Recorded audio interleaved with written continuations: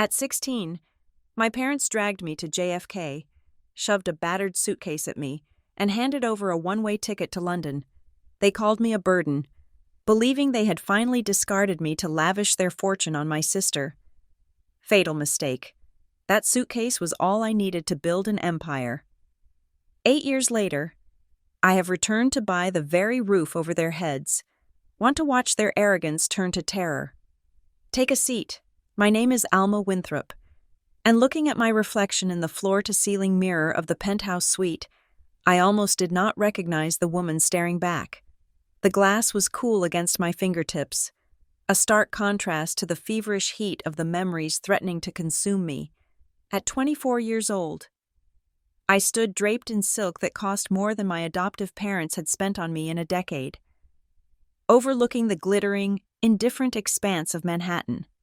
The city lights below looked like scattered diamonds on black velvet, beautiful and cold, just like the people who ruled this island, just like the people who had raised me. To the world, I was a ghost who had suddenly materialized with a checkbook capable of silencing boardrooms. To the staff at this hotel, I was the VIP in Suite 42, who tipped in $100 bills and drank her coffee black. But as I traced the line of my jaw in the mirror, the expensive decor melted away. The velvet armchairs and the scent of fresh white lilies vanished. Instead, I smelled the stale, recycled air of JFK Terminal 4. I felt the phantom weight of a handle digging into my palm, the plastic cracked and sharp. I was 16 again, standing on the precipice of my life, waiting to be pushed. The flashback hit me with the force of a physical blow. Growing up in the Sterling household was like living in a museum dedicated to a lie. Richard and Catherine Sterling were the darlings of the New York philanthropic circuit, or at least, they desperately pretended to be. They were masters of the social veneer, people who leased their luxury cars and lived on credit to maintain the illusion of old money. I was their ultimate accessory. Adopting a child, especially one with my unfortunate background, was the perfect way to polish their public image. I was a prop to be wheeled out at charity galas, a silent testament to their boundless generosity. Look at the Sterlings. The whispers would go, saints, absolute saints. But behind the closed doors of our Long Island estate, the masks came off. I was not a daughter. I was a tax write-off that ate too much. The real affection, the genuine warmth, was reserved exclusively for Bella. Bella, their biological miracle. Bella, with her golden curls and angelic smile that hid a spirit as rotten as a spoiling fruit. She was 2 years younger than me and already an expert in psychological warfare. She broke vases and blamed me. She stole money from her mother's purse and planted it under my pillow. And every time, Richard and Catherine chose to believe the lie because it was convenient. It validated their narrative that I was damaged goods, a bad seed that no amount of their benevolent gardening could fix. The breaking point came in the winter of my 16th year. The Sterlings were facing a liquidity crisis. I knew that now, looking back with the eyes of an investor. But back then, I only knew the tension in the house was suffocating. They needed to cut costs. They needed to streamline their expenses to keep up the charade of their wealth for Bella's upcoming debut into society. I was the expenditure they decided to liquidate. They manufactured a scandal, a behavioral crisis, they called it. They told their friends I was out of control, promiscuous, dabbling in substances I had never even seen. It was a masterful campaign of character assassination designed to garner sympathy for them and justify my exile. "We are sending you to your great-aunt Margot in London," Catherine had said, not looking up from her salad. "She has agreed to take you in. It is for your own good. Alma, you need discipline that we simply cannot provide here." The drive to the airport was silent, not the comfortable silence of intimacy, but the heavy, suffocating silence of a courtroom before a verdict. When the car pulled up to the curb at JFK, the engine was still running. They did not park. They did not intend to walk me to the gate. I remembered standing on the curbside, the biting November wind whipping my hair across my face. Richard popped the trunk, and my single suitcase thudded onto the pavement. It was an old thing, one they had found in the attic, smelling of mothballs and neglect. "Here is your ticket," Richard said, shoving an envelope into my chest. "And here," he pressed a few bills into my hand. $50. Convert it when you land. Do not waste it." I looked at him, searching for a crack in the armor. A glimmer of regret. "You are just leaving me here?" I asked, my voice trembling despite my best efforts to be steel. Catherine lowered the passenger window halfway. She did not look at me. She looked at her manicured fingernails. "Do not cause a scene. Alma, you have embarrassed us enough. Go to London, learn some gratitude, and do not think about coming back until you know your place in this world. We have done enough for you." "We have done enough for you," the words echoed in my head, bouncing off the terminal walls. The window rolled up. The taillights of the Mercedes flared red, a demonic wink in the twilight, and then they merged into traffic, disappearing without a backward glance. I stood there for a long time, the exhaust fumes stinging my eyes, clutching $50 and a one-way ticket to a country I had never seen. I was 16 years old, and I was entirely, terrifyingly alone. The flight was a blur of repressed tears and the humiliation of sitting in the middle seat of the last row.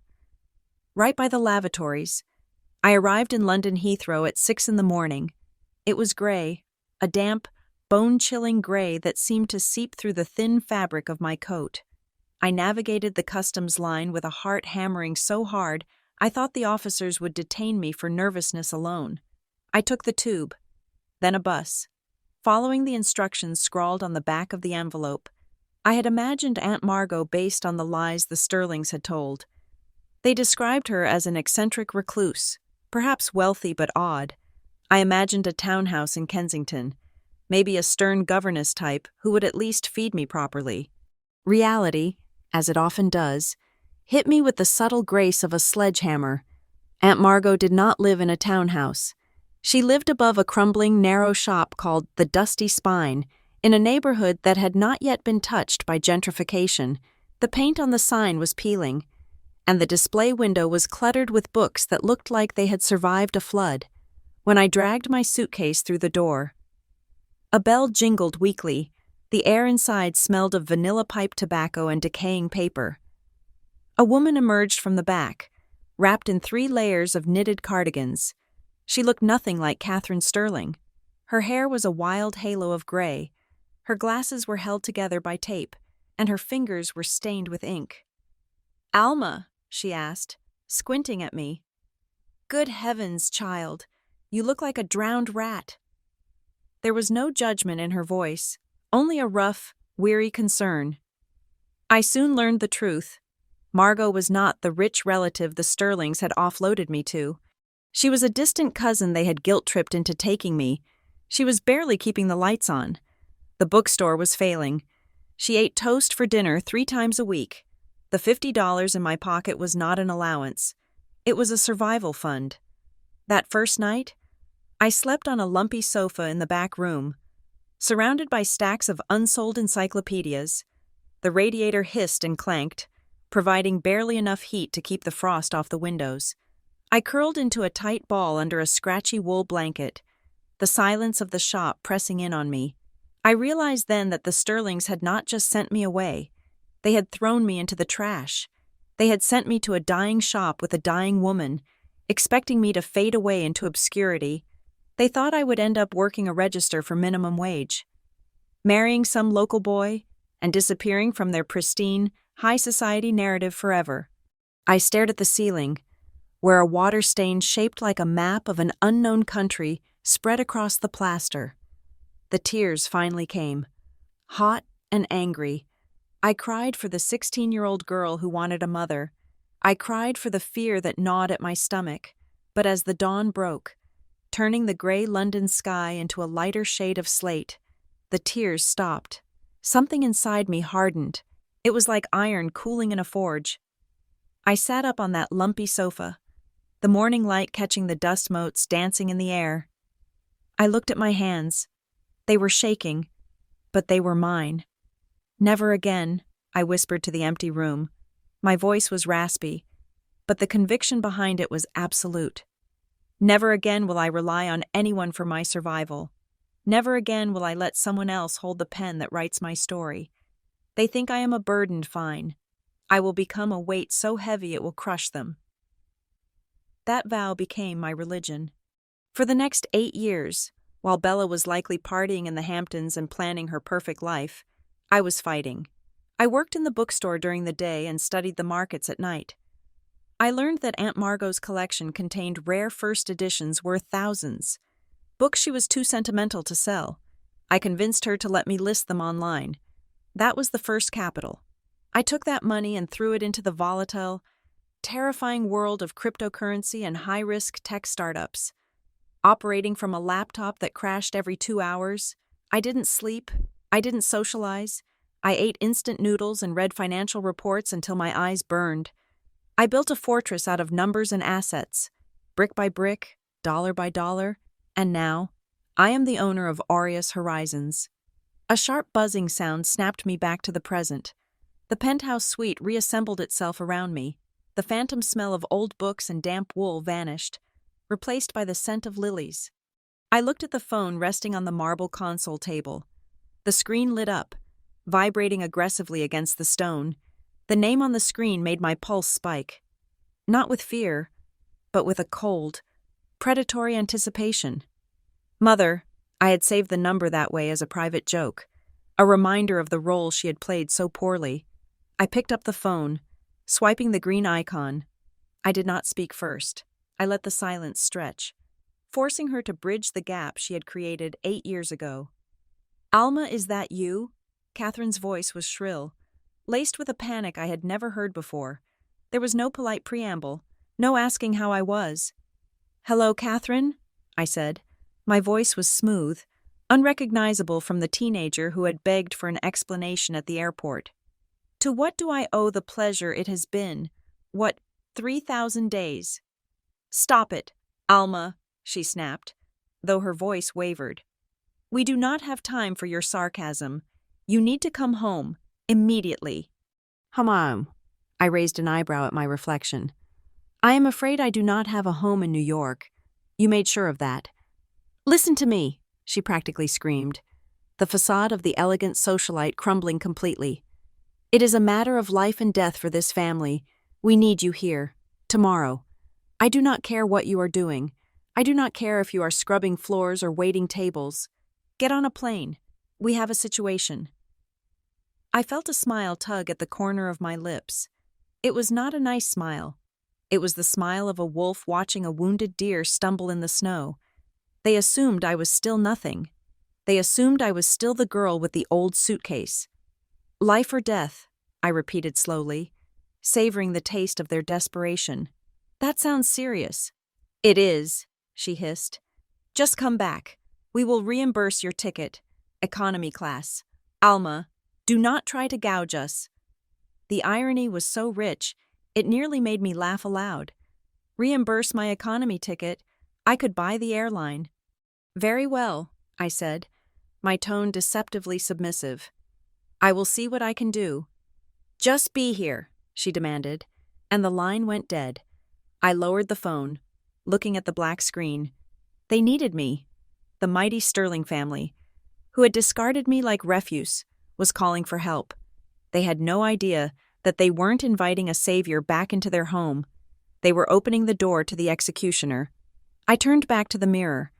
Smoothing the silk of my dress, the frightened 16-year-old girl was gone. In her place stood a woman with a net worth that could swallow their entire existence without skipping a beat. Game on, I whispered. The transition from the leather seat of a private jet to the cracked vinyl of a yellow taxi was a jarring sensory shift, but a necessary one.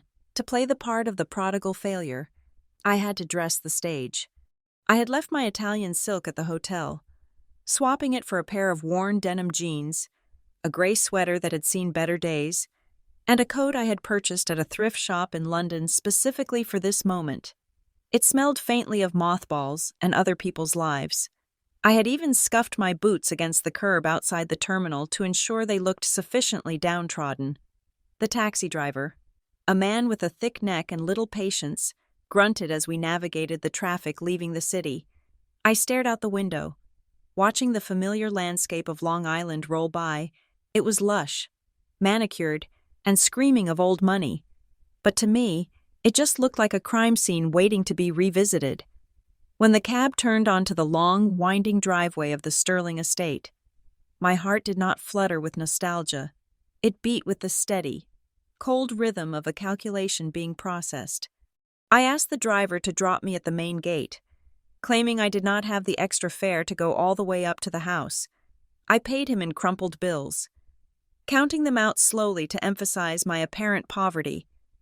He drove off, leaving a cloud of exhaust in his wake, and I stood alone before the iron gates that had once barred me from the world. They were impressive gates, wrought iron twisted into intricate vines and leaves, topped with the family crest, but as I pushed the pedestrian entrance open, the hinges screamed in protest. A flake of black paint chipped off under my hand, revealing a deep, orange rust beneath. I paused, running my thumb over the corrosion. Rust on the Sterling gates. That was the first crack in the facade. Richard Sterling would have rather died than let his neighbors see a speck of imperfection on his property.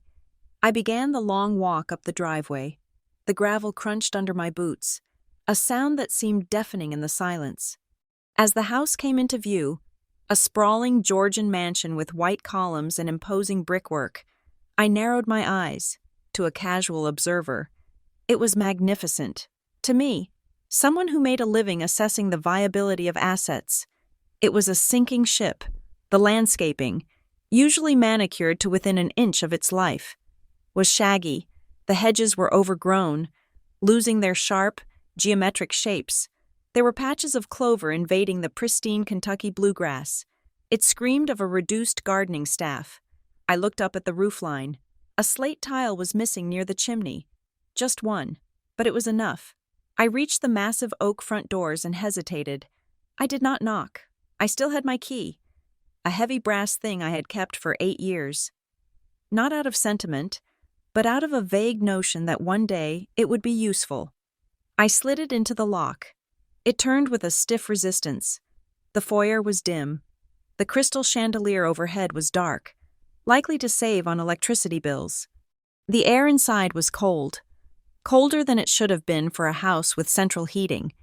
It smelled of lemon polish, but underneath that, there was a stale, dusty scent of a house that was too big for the people living in it.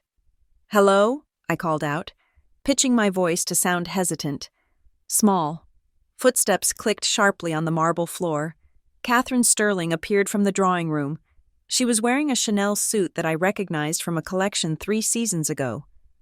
Her hair was perfectly coiffed, sprayed into a helmet of blonde agelessness, but the skin around her eyes was tight, papery. She looked at me not with a mother's love, but with the critical glare of a sanitation inspector looking at a stain. "You are late," she said, checking a diamond watch on her wrist. "We expected you an hour ago. The flight was delayed," I lied softly, clutching the handle of my battered suitcase with both hands. "And the traffic." "Spare me the details," she cut in, turning on her heel.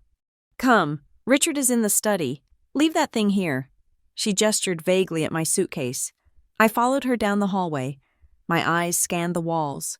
The wallpaper was silk, a pale blue damask, but there were rectangles where the fabric was slightly darker, unfaded by the sun.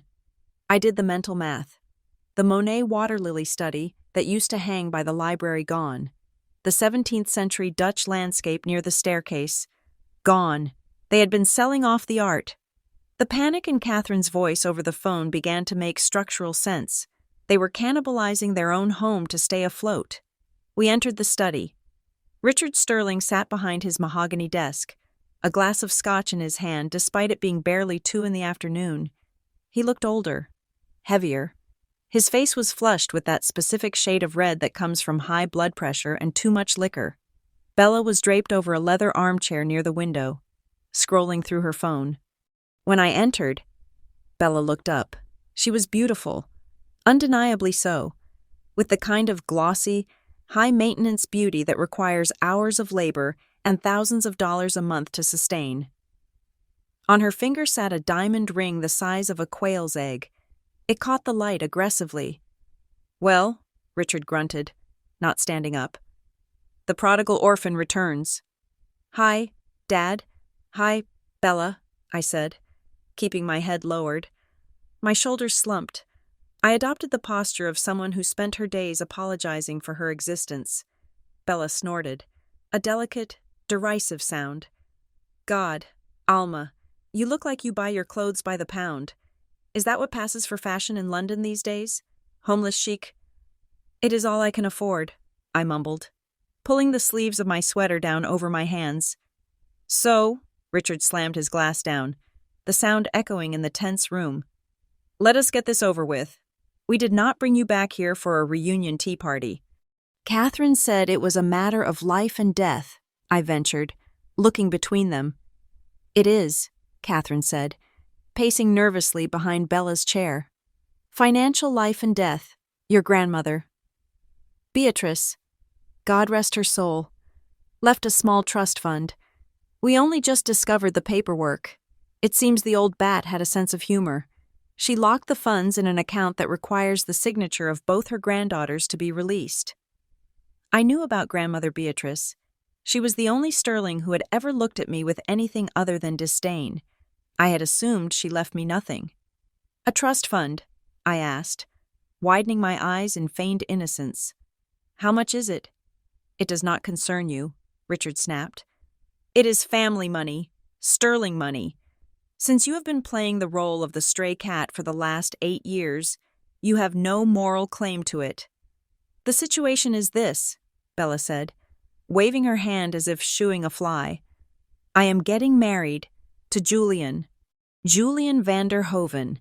You remember the van der Hovens? Of course you do not. You do not run in our circles. Anyway, he is perfect, and we need this wedding to be the event of the decade. The trust fund will cover the venue and the catering. We need you to sign a waiver releasing your share to me. In exchange, we will not sue you for the cost of raising you for 16 years. The audacity was breathtaking. They wanted me to sign away my inheritance so Bella could throw a party to trap a rich husband. It was pathetic. It was desperate. And it confirmed everything I suspected. They were broke. They needed this wedding not for Bella's happiness, but to merge with the van der Hoven fortune. Julian was their bailout package. But, I stammered, if Grandmother left it to both of us. Do not get greedy, Alma, Catherine hissed, leaning over the desk. Look at you. You are a waitress, right? That is what you told me last year when you begged for money for your aunt's surgery. I flinched, a calculated reaction. Yes, I wait tables at a pub in Camden. Exactly, Richard sneered. A waitress. You probably live in some rat-infested flat with 5 roommates. What would you do with a lump sum of money? Drink it away. Buy more hideous sweaters. We are offering you a clean break. You sign the papers, giving Bella full control of the trust, and you go back to your little life. I do not know, I said, wringing my hands. I have debts. My rent is overdue. Maybe if I could have just a small part of it. Richard laughed. It was a barking, cruel sound. He opened his desk drawer and pulled out a leather checkbook. He scribbled something furiously and tore the check out. Here, he said, flicking the piece of paper across the desk. It fluttered to the floor near my feet. I bent down to pick it up. $500. $500, Richard declared generously. That covers your taxi back to the airport and a nice meal. Take it, sign the papers, and get out of my sight. I held the check, my thumb brushing over the ink. $500, 8 years ago, $50. Now, $500. The inflation of their insults was almost impressive. Inside, my blood was boiling, a cold, controlled fury that sharpened my senses. But outside, I let my hand tremble. I cannot just sign it right now, I whispered. I feel dizzy. The flight was long. I have not eaten in 12 hours. Bella rolled her eyes so hard I thought they might detach. Oh my God, she is going to faint. Do not let her faint on the Persian rug. Mom, it is an antique. It is a fake, I thought to myself. The real Persian rug had been sold 3 years ago. I had seen the auction listing. I just need to rest, I said, looking at Catherine with pleading eyes. Please, Just for tonight. I will read the papers in the morning. I promise. I just need sleep. Richard looked at Catherine. They exchanged a silent communication. They were weighing the risk. If they kicked me out now, I might disappear without signing. They needed me compliant. They needed me close. Fine, Catherine spat. But the guest rooms are all being prepared for the engagement party guests. You cannot stay in the main wing. I do not mind, I said quickly. Anywhere is fine. Put her in the old storage room off the kitchen, Bella suggested, examining her manicure. The one with the cot. It is where we keep the extra linens. It is good enough. The storage room, not my old bedroom, which had likely been turned into a walk-in closet for Bella. A storage room without windows. That would be wonderful, I said, injecting a tone of pathetic gratitude into my voice. Thank you. Thank you so much. Richard waved his hand dismissively. Get her out of here. And Alma, if I catch you wandering around the house touching things, I will have you arrested for trespassing. You are a guest here, and barely that. I nodded, clutching the check for $500 like it was a lifeline. I understand. I will just go to sleep. I backed out of the room, keeping my head down until the heavy mahogany doors clicked shut. The moment I was alone in the hallway, my posture straightened. The trembling in my hands ceased instantly. I pocketed the check. I would frame it later. I found the storage room myself. It was exactly as Bella had described, a small, windowless closet behind the pantry, smelling of bleach and starch. There was a narrow cot squeezed between shelves of tablecloths and napkins. I sat down on the thin mattress, the springs groaning under me. They thought they had won. They thought they had bullied the poor, simple-minded waitress into submission. They thought I was cowering in the dark, grateful for their scraps. I waited until the house settled. I listened to the sounds of their evening, the clinking of silverware from the dining room, the muted arguments about catering costs, the sound of the television. When the grandfather clock in the hall chimed midnight and the house finally fell into a heavy, uneasy silence, I reached into my bag. I did not pull out a book or a change of clothes. I pulled out a laptop. It was a matte black device, military-grade encryption, worth more than the car Richard was currently driving. I opened it, the screen glowing with a soft blue light that illuminated the cramped storage room. My fingers flew across the keyboard. I was not checking my email. I was accessing the back end of the Sterling Family Trust. I needed to see exactly what Grandmother Beatrice had left. And more importantly, I needed to see the current state of Richard's liquidity. The screen populated with numbers, red columns and negative signs dominating the spreadsheet. It was worse than I thought. They were not just broke. They were drowning. They had leveraged the house 3 times. The company accounts were hemorrhaging cash. And there, buried in the liabilities, was a massive loan from a shell company called Obsidian Capital. I smiled in the darkness. They did not know Obsidian Capital was a subsidiary of Aureus Horizons. They did not know they were already paying interest to me. But then I saw the trust fund document. I opened the file. Grandmother Beatrice had indeed left a trust. But it was not for a wedding. The terms were specific. For the education and advancement of my granddaughters. The amount was $200,000. Not a fortune, but enough to give someone a start, or enough to pay for a very tacky wedding venue. However, there was a clause Richard had conveniently neglected to mention. If one granddaughter was deemed mentally or financially unstable, the other could claim the full amount with the executor's approval. That was why they needed me to sign. They weren't just asking for my share. They were asking me to voluntarily declare myself competent enough to waive my rights. Or perhaps they were planning to frame me as incompetent if I refused. I closed the laptop. The game board was set. They wanted me to be the pawn. Fine. I would play the pawn. I would let them think they were moving me across the board, right up until the moment I checked the king. I lay back on the cot, staring at the shelves of linens. Tomorrow, the real work would begin. I needed to find out more about this Julian Vanderhoven. If he was marrying Bella Sterling in her current financial state, he was either a fool or he was hiding something too, and I intended to find out which one it was before the wedding cake was cut. I closed my eyes, the ghost of the 16-year-old girl finally quiet, replaced by the calm, rhythmic breathing of a predator lying in wait. They gave me a storage room. I would turn it into a war room. The silence in the Sterling mansion was heavy, a suffocating blanket that settled over the hallways once the occupants retreated to their bedrooms. In my cramped storage closet, however, the atmosphere was electric. The air smelled of bleach and old cotton, but the blue glow emanating from my laptop screen painted the shelves of linens in a hue that felt distinctly like power. I sat cross-legged on the narrow cot, the metal springs digging into my thighs, my fingers hovering over the keyboard of a device that cost more than the average American car. To the untrained eye, it was just a sleek black computer. To me, it was the gateway to my empire.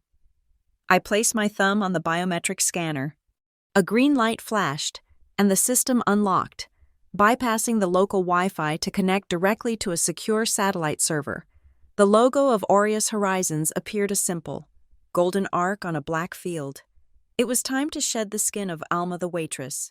Here, in the digital realm, I was not the poor relation begging for scraps. I was the founder and majority shareholder of a venture capital firm that had quietly become a leviathan in the London tech scene. My net worth was not measured in hundreds of dollars or tips from a pub. It sat comfortably above $80 million. I scrolled through my portfolio. My assets were diversified high-risk AI startups in Shoreditch, stable commercial real estate in Kensington, and a significant holding in renewable energy grids. $80 million. It was a number that still felt abstract sometimes, a stark contrast to the $50 Richard had thrown at me 8 years ago. I had clawed that fortune out of the dirt, trading sleep for market analysis, trading my youth for equity. I minimized my portfolio and opened a new window. It was time to perform an autopsy on the Sterling family finances. I had already accessed their surface-level accounts, but tonight, I needed to go deeper. I ran a script I had written myself, a digital ferret designed to burrow into the hidden crevices of offshore accounts and shell companies. The results began to populate the screen, a cascading waterfall of red numbers and frantic transactions. What I found was not just bad, it was catastrophic. The Sterlings had not just hit a rough patch, they had fallen off a cliff 2 years ago. The family business, a logistics firm that had been the source of their wealth for decades, was a hollow shell. They had lost their 2 biggest contracts to competitors who were faster, cheaper, and not managed by a man who spent his afternoons drinking scotch. To maintain their lifestyle, the galas, the cars, the country club memberships, Richard had resorted to cannibalism. He was draining the company's operating capital. I saw withdrawals labeled as consulting fees that went directly into Catherine's personal shopping accounts. I saw business trips that were clearly vacations to the Maldives. But the darkest stain was in the employee pension fund. My breath hitched as I looked at the numbers. Richard had been dipping into the retirement savings of his workers. It started 18 months ago, small amounts at first, likely with the intention to pay it back. But the withdrawals grew larger, more desperate. He was stealing from the people who cleaned his floors and drove his trucks to buy Bella jewelry. If this came to light, he would not just be bankrupt, he would be in federal prison. Speaking of Bella, I opened a separate tab. Her digital footprint was messy, a chaotic trail of impulse buys and social media posturing. But there was a pattern in her bank statements that didn't fit. On the 3rd of every month, for the last 6 months, a transfer of $5,000 was made to an account labeled simply consulting. It was vague, generic, and highly suspicious. Bella didn't hire consultants. I traced the receiving account. It was a burner account, untraceable to a specific business. But the IP address accessing it was located in a dingy apartment complex in Queens. I dug further into her emails. I bypassed her weak password, her birth date, predictably, and searched for the keywords associated with the transfers. I found a thread with a user named Brad X. The emails were vicious. Photos attached compromising photos of Bella at a party, clearly under the influence, doing things that would shatter her perfect debutante image and likely scare off a family as conservative as the Vanderhovens. $5,000, or the video goes to Julian, one email read. I do not have it. Please, I am waiting for the wedding money. Bella had replied 2 days ago. Get it, or the wedding is off. I leaned back against the cold wall, the pieces of the puzzle clicking into place with a satisfying snap. Bella wasn't just a spoiled brat wanting a dream wedding. She was a desperate woman being blackmailed by an ex-lover. Julian Vanderhoven wasn't just a fiancé. He was a human shield. The wedding was the only way she could get access to enough capital to silence Brad permanently, or at least buy him off for a few years. They were all drowning, grasping at each other, pulling each other down into the dark. I closed the laptop as the first gray light of dawn began to creep under the door crack. I hid the computer inside the lining of my suitcase, buried beneath my worn-out clothes. When I stepped into the kitchen 2 hours later, I was no longer the CEO of Aureus Horizons. I was Alma, the poor relation. The kitchen was already bustling, but not with staff. The Sterlings had let their cook go 3 months ago, another detail I had gleaned from the payroll records. Catherine was standing by the stove, struggling with an elaborate espresso machine that looked like it required a pilot's license to operate. You? She barked without turning around, sensing my presence. Do you know how to work this thing? The girl who usually comes in is sick. Lied. You fired her. I think so, I said meekly. I learned to make coffee in London. It was part of my job. Well, make yourself useful then. Catherine stepped aside, wiping her hands on a towel.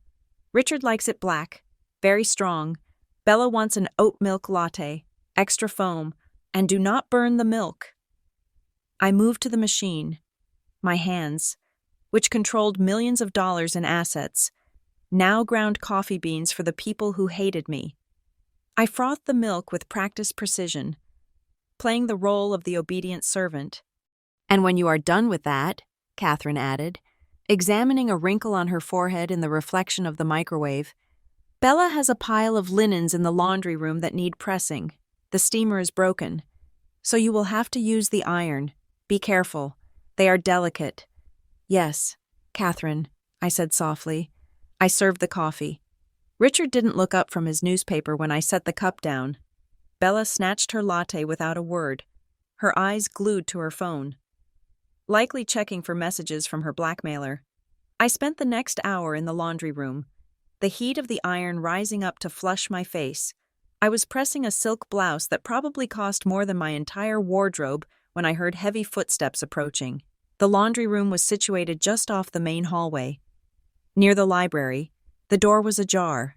I paused, the iron hovering inches above the fabric. It was Richard.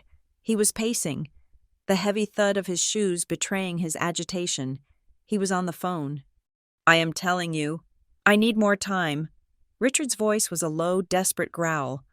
You cannot send the foreclosure notice now. My daughter is getting married in 2 weeks. The Vanderhovens will be here. Do you have any idea what a notice on the gate would do to us? I set the iron down on its heel, holding my breath. I understand the terms, Richard continued, his voice cracking slightly. I know I missed the last 3 payments, but this merger changes everything. Once the families are united, I will have access to liquid capital. I can pay you in full, with interest, double interest. Silence on the other end. Whoever he was talking to was not impressed. Please, Richard begged, the arrogance completely stripped away, leaving only a frightened old man. I am begging you. Who is your supervisor? Let me speak to the owner of the debt. I know Obsidian Capital is just a holding company. There has to be a human being behind it. Obsidian Capital. A cold but sharp smile cut across my face. Richard was screaming into the void, pleading for mercy from a nameless, faceless entity. He wanted to speak to the owner. He wanted to appeal to their humanity. He had no idea that the human being he was begging was standing 10 feet away, pressing his daughter's silk blouse. Obsidian Capital was one of my first acquisitions. I had bought the distressed debt portfolio from their original bank 6 months ago. I knew the Sterling's mortgage was in that bundle. I had specifically instructed my asset managers to be aggressive with the foreclosure proceedings on that particular property. Though I had kept my name entirely off the paperwork, to Richard, Obsidian was just a wall of corporate bureaucracy. "Listen to me," Richard shouted, then lowered his voice to a hiss. "If you do this, if you ruin this wedding, you will get nothing. I will declare bankruptcy and you will be fighting for pennies in court for 10 years. Give me 2 weeks. Just 2 weeks." He listened for a moment longer, then let out a shuddering sigh of relief. "Thank you. You will not regret this. The check will be in the mail the morning after the ceremony." He hung up. I heard him exhale, a sound of profound exhaustion, before he walked back towards his study. I picked up the iron again. The steam hissed as I pressed it down on the silk. He thought he had bought himself a lifeline. He thought he had outsmarted the system one last time. He didn't realize that the delay wasn't an act of mercy. It was a strategic pause. I had approved that extension. Or rather, my automated protocols had. Based on the parameters I set, maximize pain, maximize public humiliation. Foreclosing now would be a private tragedy. Foreclosing after the wedding began. In front of the Van der Hovens and the entire New York elite would be a public execution. I finished ironing the blouse and hung it up with care. 2 weeks. "Richard," I whispered to the empty room. "Enjoy them." I picked up the pile of freshly pressed clothes and walked out of the laundry room. As I passed the study, I saw Richard pouring himself another drink. He looked up and saw me. "What are you looking at?" he snapped, regaining his composure now that he thought the danger had passed. "Is that Bella's blouse? Do not wrinkle it with your clumsy hands." "I was just taking it up to her," I said, lowering my eyes. "Hurry up then," he grumbled, "and stay out of sight. We have guests coming for lunch. I do not want you lingering around like a bad smell." "I will be invisible," I promised, and I meant it. I would be the ghost in the walls, the unseen friction in their machinery. I would watch them build their house of cards higher and higher, thinking they had survived the storm, and when the moment was right, when they were standing at the very top, waving to the world, I would not just pull the rug out, I would burn the floor. I walked up the grand staircase, the expensive silk sliding through my fingers. I felt a profound sense of calm. The investigation was complete. The verdict was guilty. Now, all that was left was the sentencing. The transformation of the Sterling mansion was nothing short of a miracle of deception. In the span of 12 hours, the decaying estate had been scrubbed, polished, and illuminated to resemble the palace it had once been. Caterers, likely paid half up front with promises of the rest later, scurried through the halls carrying trays of canapés that cost more than my first month's rent in London. I was not permitted to witness this transformation as a family member. I was summoned to the kitchen by Catherine an hour before the first limousine pulled into the driveway. She held a hanger in her hand, from which dangled a black dress with a white apron. It was a uniform, a maid's uniform. "Put this on," she commanded, thrusting the hanger into my chest. I looked at the polyester fabric, then at her face. Her expression was hard, brittle as dried clay. "You want me to serve at my sister's engagement party?" "You are not her sister tonight," Catherine hissed. Stepping closer, her voice dropping to a menacing whisper. "Do you think I would let you mingle with the Van der Hovens looking like a charity case? Do you think I would let you explain to Julian's mother why our other daughter has been missing for 8 years? No." She smoothed the lapel of her designer jacket, regaining her composure. "We are short-staffed. The agency had a scheduling conflict. You need to earn your keep. Alma, you are here on our dime, eating our food. The least you can do is hold a tray, and if you breathe a word about who you are to anyone, if you so much as make eye contact with a guest in a familiar way, I will have security throw you out the front gate before you can blink. Do you understand?" I took the uniform. The fabric felt cheap and scratchy against my fingers. "I understand. Mrs. Sterling," I said quietly. "I am just the help." "Exactly," she said. turning her back on me. Just the help. Half an hour later, I was standing in the grand ballroom, a silver tray of champagne flutes balanced in my hand. The room was filling up with the cream of New York society. Men in tuxedos discussed the market, unaware that the host of the party was technically insolvent. Women in couture gowns critiqued the floral arrangements, unaware that the lilies were likely the only fresh thing in the house. I moved through the crowd like a shadow. It was a strange kind of invisibility. When you wear a uniform, people do not see you. They see a function. They see a floating tray of drinks. I overheard snippets of conversations that would have been hushed had they thought a real person was listening. I heard Richard is leveraging the Hampton House. A man near the fireplace muttered to his companion. "The Hampton House?" the other replied, taking a sip of scotch. "I heard he sold that quietly last winter. The man is running on fumes." I kept walking, my face a mask of polite servitude. Then I saw him, Julian van der Hoven. He was standing near the center of the room, holding court with a group of sycophants. He was handsome in a generic, soft-chinned way, with hair that was gelled back aggressively. He wore a velvet tuxedo jacket that screamed for attention. Bella was clinging to his arm, looking radiant and predatory, her eyes scanning the room for anyone more important to talk to. I approached their circle to offer drinks. Julian turned, his eyes sliding over me with practiced indifference. "Finally," he drawled, snapping his fingers in my face. "I have been empty for 2 minutes. Service here is slipping." Bella. "Sorry, darling," Bella said, not even looking at me. "Good help is so hard to find these days. Just pour the wine." I stepped forward, tilting the bottle of vintage Pinot Noir, one of the last bottles from Richard's cellar. As I poured, Julian leaned in, his voice dropping to a sneer that only I could hear.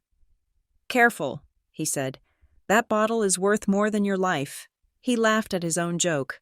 Looking around for approval, the group chuckled nervously. I finished pouring, my hand steady as a surgeon's. "Enjoy, sir," I said, my voice flat. "Wait," Julian said, grabbing a flute from my tray. He looked me up and down, a look of distaste curling his lip. "Have we met? You look familiar, but I suppose all you people look the same." "I doubt we have met, sir," I replied, retreating into the crowd before he could scrutinize me further. As I moved toward the entrance, the music lowered. Richard Sterling tapped a spoon against his glass. Stepping onto a small dais, the room went silent. "Friends? Family?" Richard boomed, his face flushed with triumph. "Thank you for joining us to celebrate Bella and Julian, but that is not the only union we are celebrating tonight." He paused for dramatic effect. "For months, rumors have circulated about the future of Sterling Enterprises. Well, tonight, I am thrilled to put those rumors to rest. We are on the verge of finalizing a strategic partnership with a major investment firm from London, a firm that recognizes the enduring value of the Sterling name." A ripple of polite applause went through the room. "In fact," Richard continued, gesturing grandly toward the double doors, "I believe the CEO of our new partners has just arrived. Please welcome Mr. Marcus Thorne of Aureus Horizons." The doors swung open. Marcus Thorne stepped into the room. He was a man who commanded attention without asking for it. Tall, with a tailored charcoal suit that fit him like armor, he radiated a cold, precise competence. He was 45 years old, a shark I had headhunted from a top hedge fund to run my public-facing operations. Richard and Bella practically ran to him.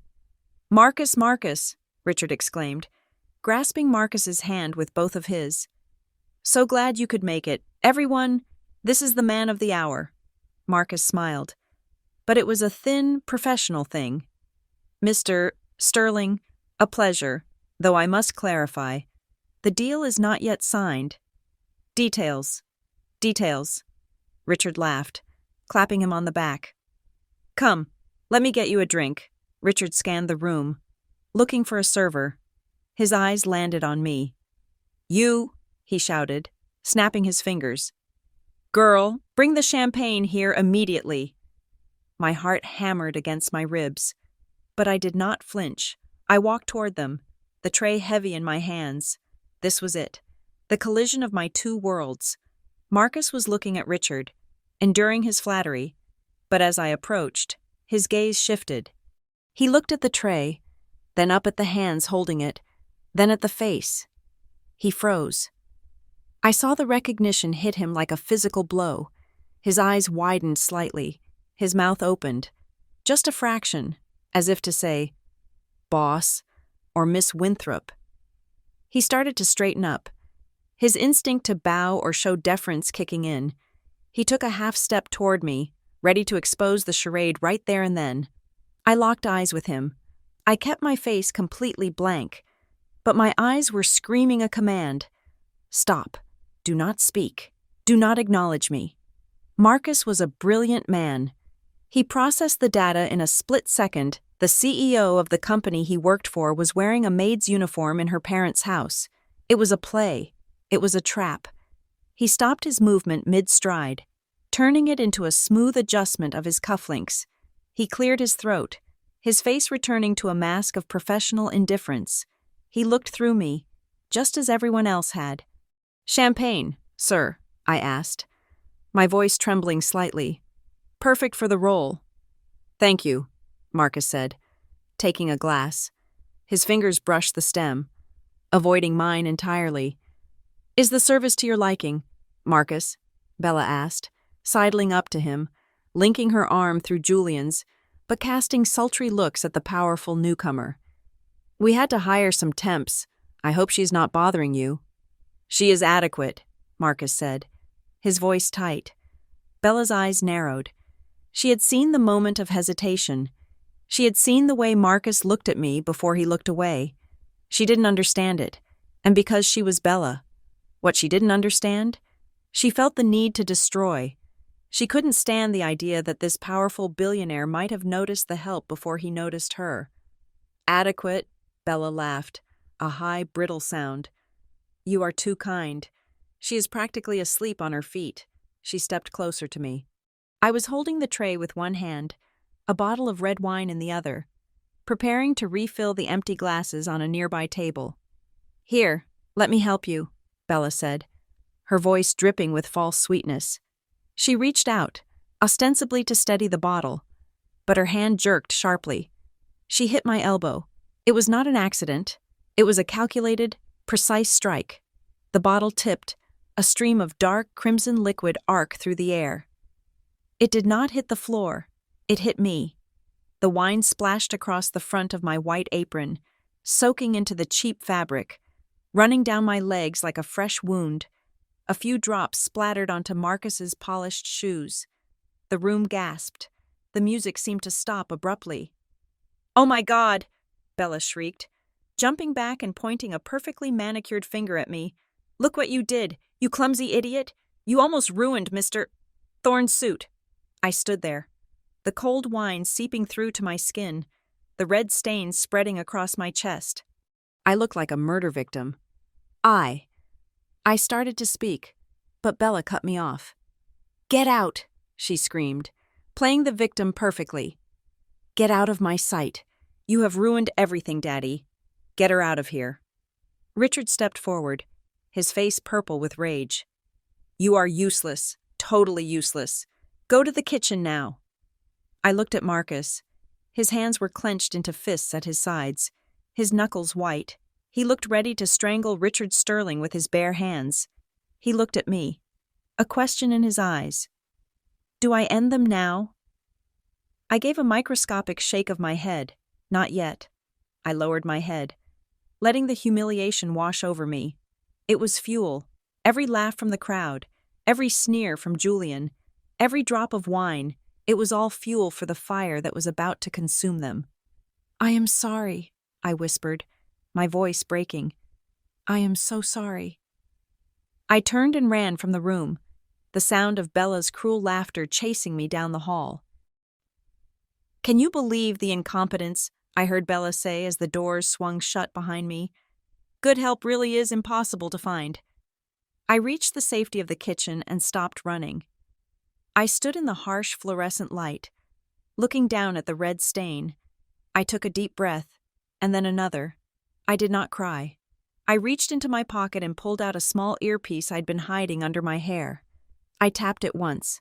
"Marcus," I said, my voice calm, cold, and absolutely steady. "Hold the line, but add 10% to the interest rate on the bridge loan. Consider it a cleaning fee." "Understood. Miss Winthrop," Marcus's voice came back, crystal clear in my ear. "Are you all right?" "I am perfect," I said, staring at my reflection in the dark window of the oven. "They just gave us the opening act. Now, we prepare the finale." The last limousine did not pull away from the curb until 2 in the morning.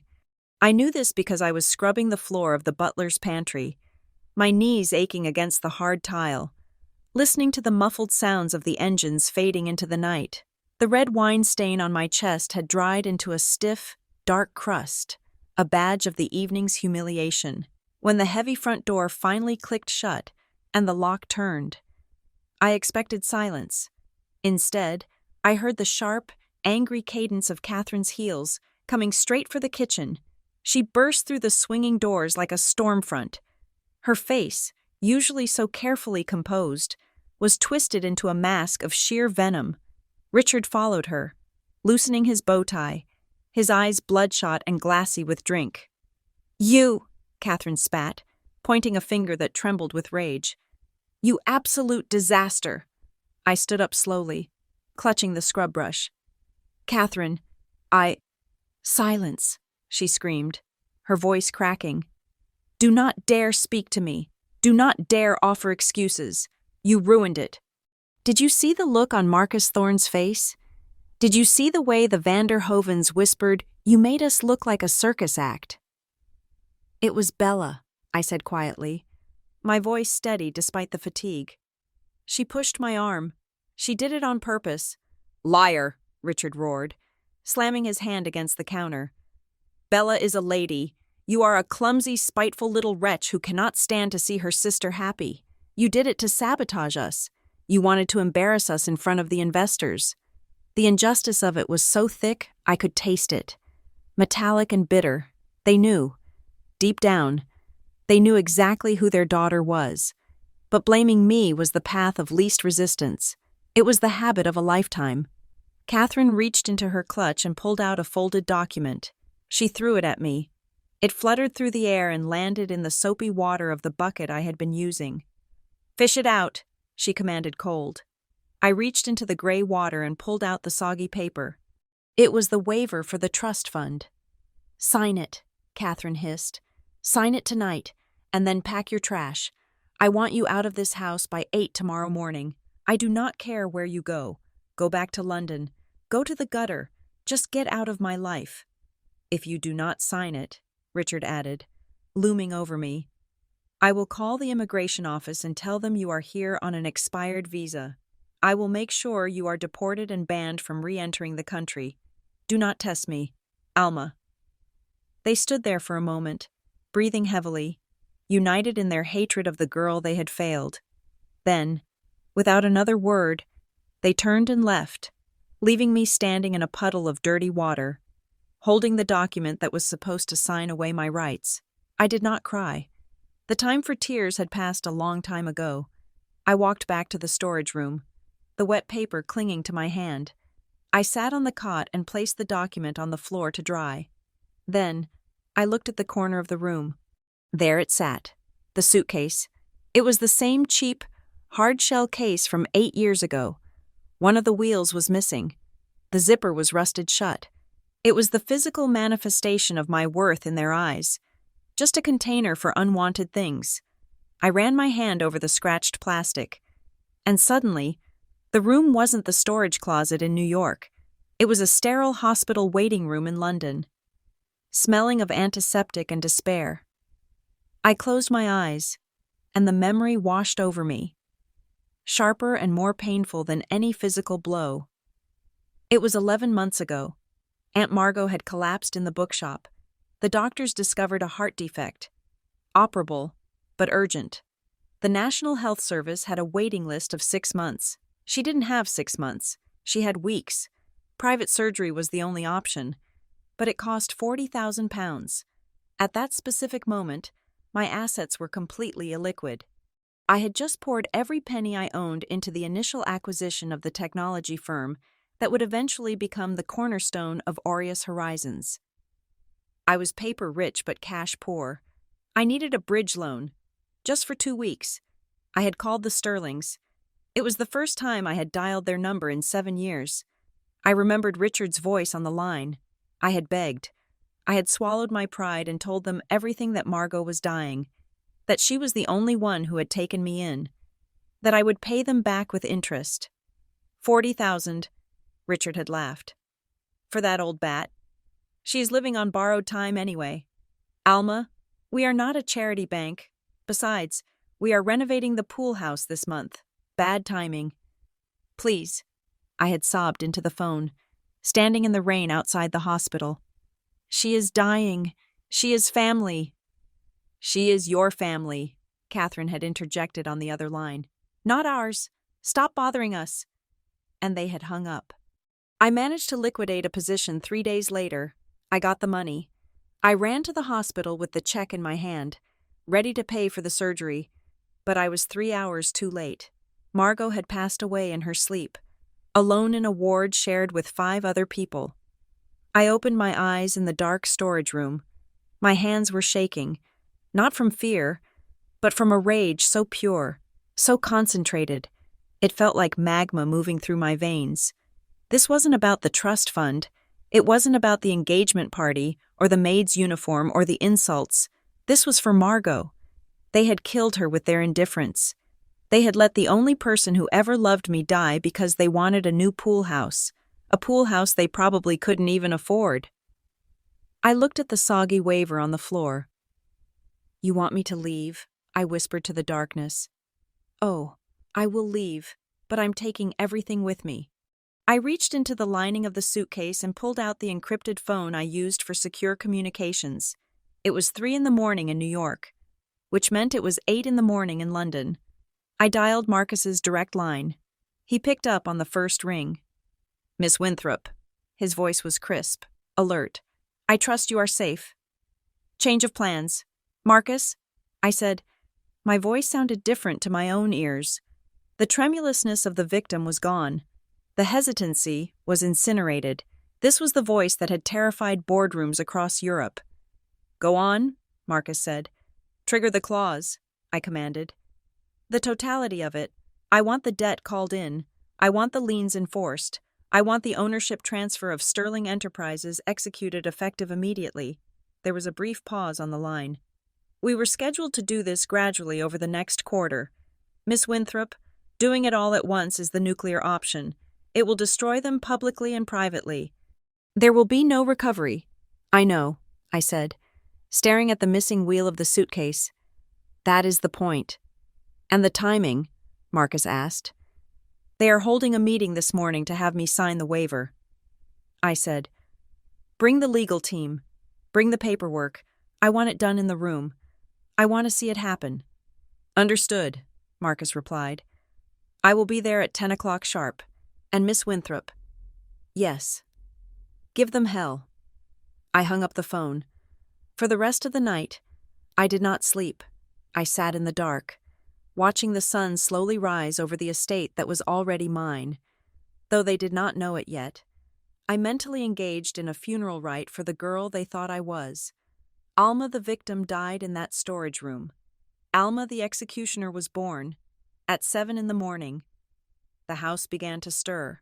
I heard the shower running upstairs. I heard the clatter of pans as Catherine tried to make breakfast. I stood up. I stripped off the wine-stained maid's uniform and threw it into the trash can. I did not put on my poor clothes from the bottom of my suitcase. I pulled out the one luxury item I had brought with me, folded tightly in a vacuum bag.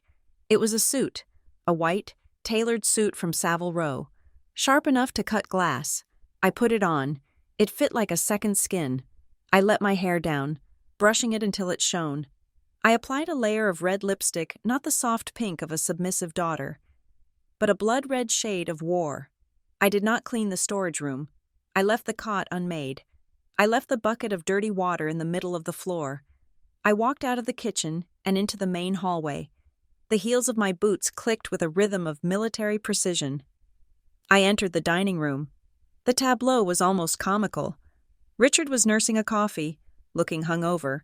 Catherine was buttering a piece of burnt toast. Bella was scrolling on her phone, wearing a silk robe. When I walked in, silence slammed into the room. They looked up. Their mouths dropped open. They were expecting a cowering wretch in rags, eyes red from crying, begging for a bus ticket. Instead, they got me. I stood at the head of the table, radiating a cold, untouchable energy. I did not sit. "What?" Bella stammered, looking at my suit. "Where did you steal that?" Catherine stood up, her face flushing red. "I told you to be gone by 8, and look at you, prancing around in—" She couldn't even finish the sentence. The quality of the fabric confused her. It didn't look like theft. It looked like ownership. "The waiver," Richard barked, holding out a shaking hand. "Did you sign it?" I reached into my pocket and pulled out the dried, crinkled document. I held it up between 2 fingers as if it were a contagious disease. "This?" I asked, my voice echoing slightly in the high-ceilinged room. "Give it to me," Richard demanded. "And then get out." I looked him in the eye. I smiled. It was a smile that didn't reach my eyes. It was a smile that signaled the end of the world.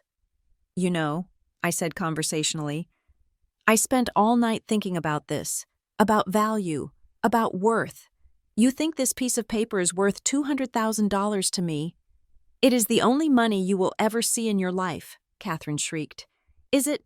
I asked, slowly, deliberately. I ripped the document down the middle. The sound was like a gunshot in the quiet room. Richard gasped. Bella dropped her phone. I put the 2 halves together and ripped them again, and again, until the legal document that was their salvation was nothing but confetti in my hands. I opened my fingers and let the pieces flutter down onto the pristine white tablecloth, landing in the butter and the jam. "Are you crazy?" Richard screamed, his face turning a dangerous shade of purple. He lunged out of his chair. "You stupid, ungrateful little brat! You just threw away a fortune. You just threw away your only chance at a life." "You are insane!" Bella yelled. "That was my wedding money, Daddy. She is crazy." I didn't flinch. I didn't step back. I watched Richard grip the edge of the table, his knuckles white. "I do not need your $200,000, I said, my voice low but carrying the weight of absolute authority. "I do not need your charity. I do not need your pity." "You have nothing," Catherine yelled. "You are a waitress. You are nothing." I leaned forward, placing my hands on the table. I looked at each of them in turn, the father who sold me, the mother who discarded me, the sister who tormented me. "I do not need this pocket change," I said, enunciating every syllable. "But you are going to need every single penny." "What is that supposed to mean?" Richard snarled.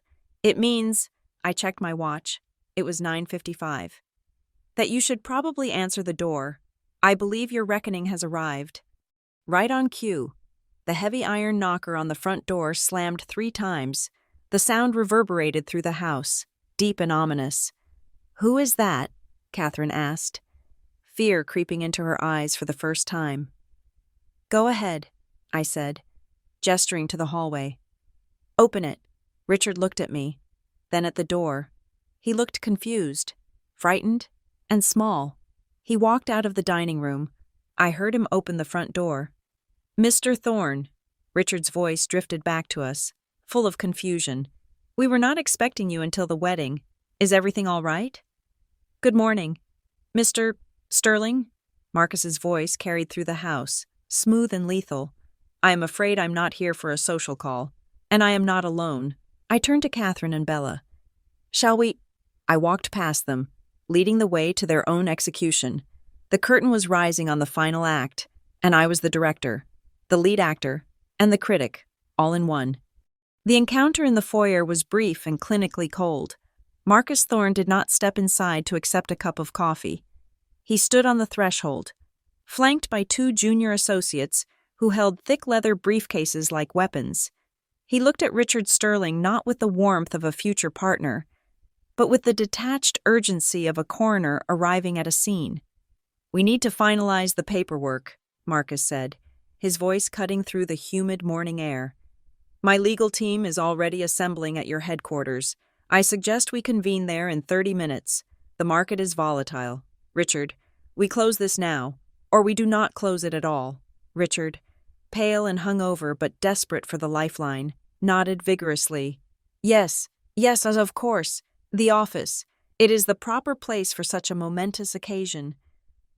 He turned to scramble for his coat, but his eyes landed on me. I was still standing by the dining room table, the confetti of the torn trust waiver scattered around my white boots. The rage in Richard's eyes reignited. He saw a loose end. He saw a problem that needed to be disposed of before he could enjoy his new fortune. "You," he snarled, grabbing my arm with a grip that would have bruised if I were still the fragile girl he remembered. "You are coming with us." "To the meeting?" I asked, my voice cool, feigning confusion. I thought I was an embarrassment. "You are not going to the meeting," Catherine interjected, snapping her purse shut. "You are going to be handed over to the security team in the lobby, and once we have signed the deal and secured our future, we are calling the police. You destroyed a legal document valued at $200,000. That is a felony. Alma, we are going to press charges. You want a roof over your head? Fine. The state penitentiary has plenty of room." "A fitting end," Bella sneered, checking her makeup in the hall mirror. "Bring her along. I want to see the handcuffs go on." And so, the procession began. We took the town car. Richard and Catherine sat in the back, whispering furiously about how they would spend the first tranche of the investment. Bella sat next to them, texting Julian. I was relegated to the front passenger seat, next to the driver. Silent and stoic, the drive to Manhattan took 45 minutes. The Sterling Enterprises headquarters was a glass monolith in Midtown, a building that had been impressive in the 90s but now looked tired. The lobby was quiet, too quiet for a Tuesday morning. I knew why. I had seen the layoff reports. The skeleton crew that remained was just going through the motions, waiting for the inevitable collapse. Richard marched through the lobby like a returning general. He ignored the receptionist who tried to hand him a stack of urgent messages, likely bill collectors. He dragged me toward the security desk, where a bored-looking guard was staring at a monitor. "Keep an eye on her," Richard commanded, pointing at me. "She is to stay right here until I call for the police. Do not let her leave the building." The guard looked at me. He took in the Savile Row suit, the Italian leather boots, and the way I held my head high. Then he looked at Richard, whose suit was rumpled and whose face was sweating. The guard seemed confused by the hierarchy, but nodded slowly. "Yes, Mr. Sterling. Actually," Marcus's voice boomed across the lobby. He had arrived just ahead of us and was standing by the elevator bank. "Bring her up." Richard stopped, annoyed. "Marcus, really. This is a family dispute. She is a distraction. She is mentally unstable."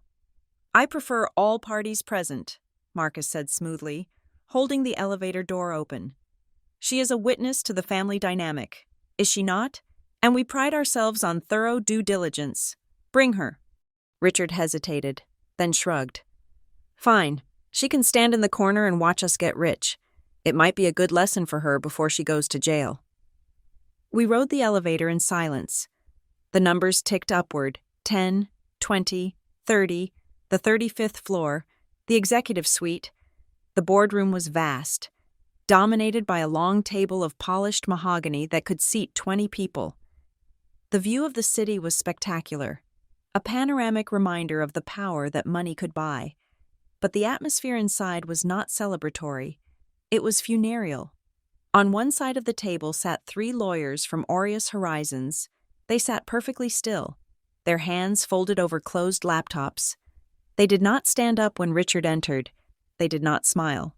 Richard, oblivious to the temperature of the room, took the seat at the head of the table, or he tried to. "Mr. Sterling," one of the lawyers said, gesturing to the seat on the right side. "Please, sit there." Richard frowned. The head of the table was his seat, It had been his seat for 30 years. "I am the CEO," he huffed. "For now," Marcus said, taking a seat opposite Richard. "Please, Richard, let us not stand on ceremony. We have a lot to get through." Richard sat down, flanked by Catherine and Bella. I walked into the room last. There were no chairs left. I walked to the far corner, near the window, and leaned against the wall, crossing my arms. I was the silent observer, the ghost in the white suit. "Well then," Richard began, clapping his hands together, his nervous energy spilling over. "I must say, Marcus, your team certainly looks serious, but that is good. We like serious. Sterling Enterprises has always been about serious business." He launched into a speech he had clearly rehearsed in the mirror. He spoke about legacy and untapped market potential. He used buzzwords like synergy and paradigm shift. He talked for 10 minutes straight, painting a picture of a company that was a sleeping giant, just waiting for capital to wake up. It was a delusion. He was describing a company that hadn't existed for a decade. Catherine nodded along, trying to look knowledgeable. Bella looked bored, scrolling on her phone under the table. Marcus listened without blinking. He did not take notes. He did not nod. He just watched Richard with the dispassionate gaze of a scientist observing a specimen in a jar. When Richard finally ran out of breath, he leaned back, a confident smile plastered on his face. "So, there you have it. We are ready to accept your investment of $50 million for a 30% stake. I assume the paperwork reflects the terms we discussed." The silence that followed was thick enough to choke on. Marcus reached for a thick black folder sitting in front of him. He did not open it. He slid it across the mahogany table. The sound of the leather scraping against the wood was the only noise in the room. The folder stopped right in front of Richard. "There is no investment." "Richard," Marcus said softly. Richard blinked. The smile froze, then slowly curdled into confusion. "I beg your pardon." "There is no $50 million, Marcus continued, his voice devoid of emotion, "and we are not interested in a 30% stake." "I do not understand," Catherine interrupted, her voice shrill. "You said at the party, you said you were a strategic partner." "We are," Marcus said. "But not in the way you think." He pointed a long finger at the folder. "Open it." Richard opened the folder with trembling hands. The first page was not an investment agreement. It was a legal notice, stamped in red ink. "Notice of default," Richard read aloud, his voice barely a whisper. He flipped the page. "Foreclosure proceedings, asset seizure protocol, transfer of deed." He looked up, his face gray. "What is this? This is a mistake. These are our loan documents. These are the loans from Obsidian Capital, from the bank in Zurich, from the private lenders." "Correct," Marcus said. "We bought them. All of them." "You bought our debt?" Richard asked, the reality struggling to penetrate his denial. "Every single cent," Marcus confirmed. "We own the mortgage on your house. We own the lien on this building. We own the notes on your company vehicles. And as of this morning, since you failed to meet the cure notice deadline for the Obsidian loan, a deadline that expired at 9 o'clock today, we have exercised our right to accelerate the debt." "But I asked for an extension," Richard stammered, sweat beading on his forehead. "I spoke to them. They said I had 2 weeks. You spoke to a call center algorithm," Marcus said. "There was no written agreement. The default stands." "This is entrapment," Catherine shrieked, standing up. "Who are you people, Aureus Horizons? I have never even heard of you until last week. Who is backing you? Who is the shark trying to steal our family legacy?" "We are not stealing it," Marcus corrected her. "We are collecting it. You have been insolvent for 24 months. Catherine, you have been living on stolen time and stolen money. I demand to speak to the owner." Richard slammed his fist on the table, trying to summon one last burst of authority. "I will not deal with a lackey. I want to talk to the chairman of the board. I want to look him in the eye and tell him he is making a mistake." "Her," Marcus said. The word hung in the air. "What?" Richard asked. "Her," Marcus repeated. "The chairman is a woman." "Then bring her here," Richard shouted. "Where is she?" Is she too cowardly to face me? Marcus slowly pushed his chair back and stood up. The three lawyers stood up with him in perfect unison. They turned away from Richard. They turned toward the corner of the room. They turned toward me. Richard followed their gaze. Catherine followed their gaze. Bella finally looked up from her phone. I was still leaning against the wall, examining the cut of my fingernails. I felt their eyes on me, a mixture of confusion and dawning horror. "Chairman," Marcus said, bowing his head slightly, "the floor is yours. Would you like to explain the situation to the former owners?" The room went so quiet, I could hear the hum of the air conditioning unit. I pushed myself off the wall. I walked slowly toward the head of the table, the seat Richard had claimed, the seat he thought was his birthright. Richard sat there, paralyzed. He looked at Marcus, then at me, then back at Marcus. "This is a joke, a sick joke. Alma, she is a waitress. She is a nobody." I stopped right next to Richard's chair. I looked down at him. "Move," I said.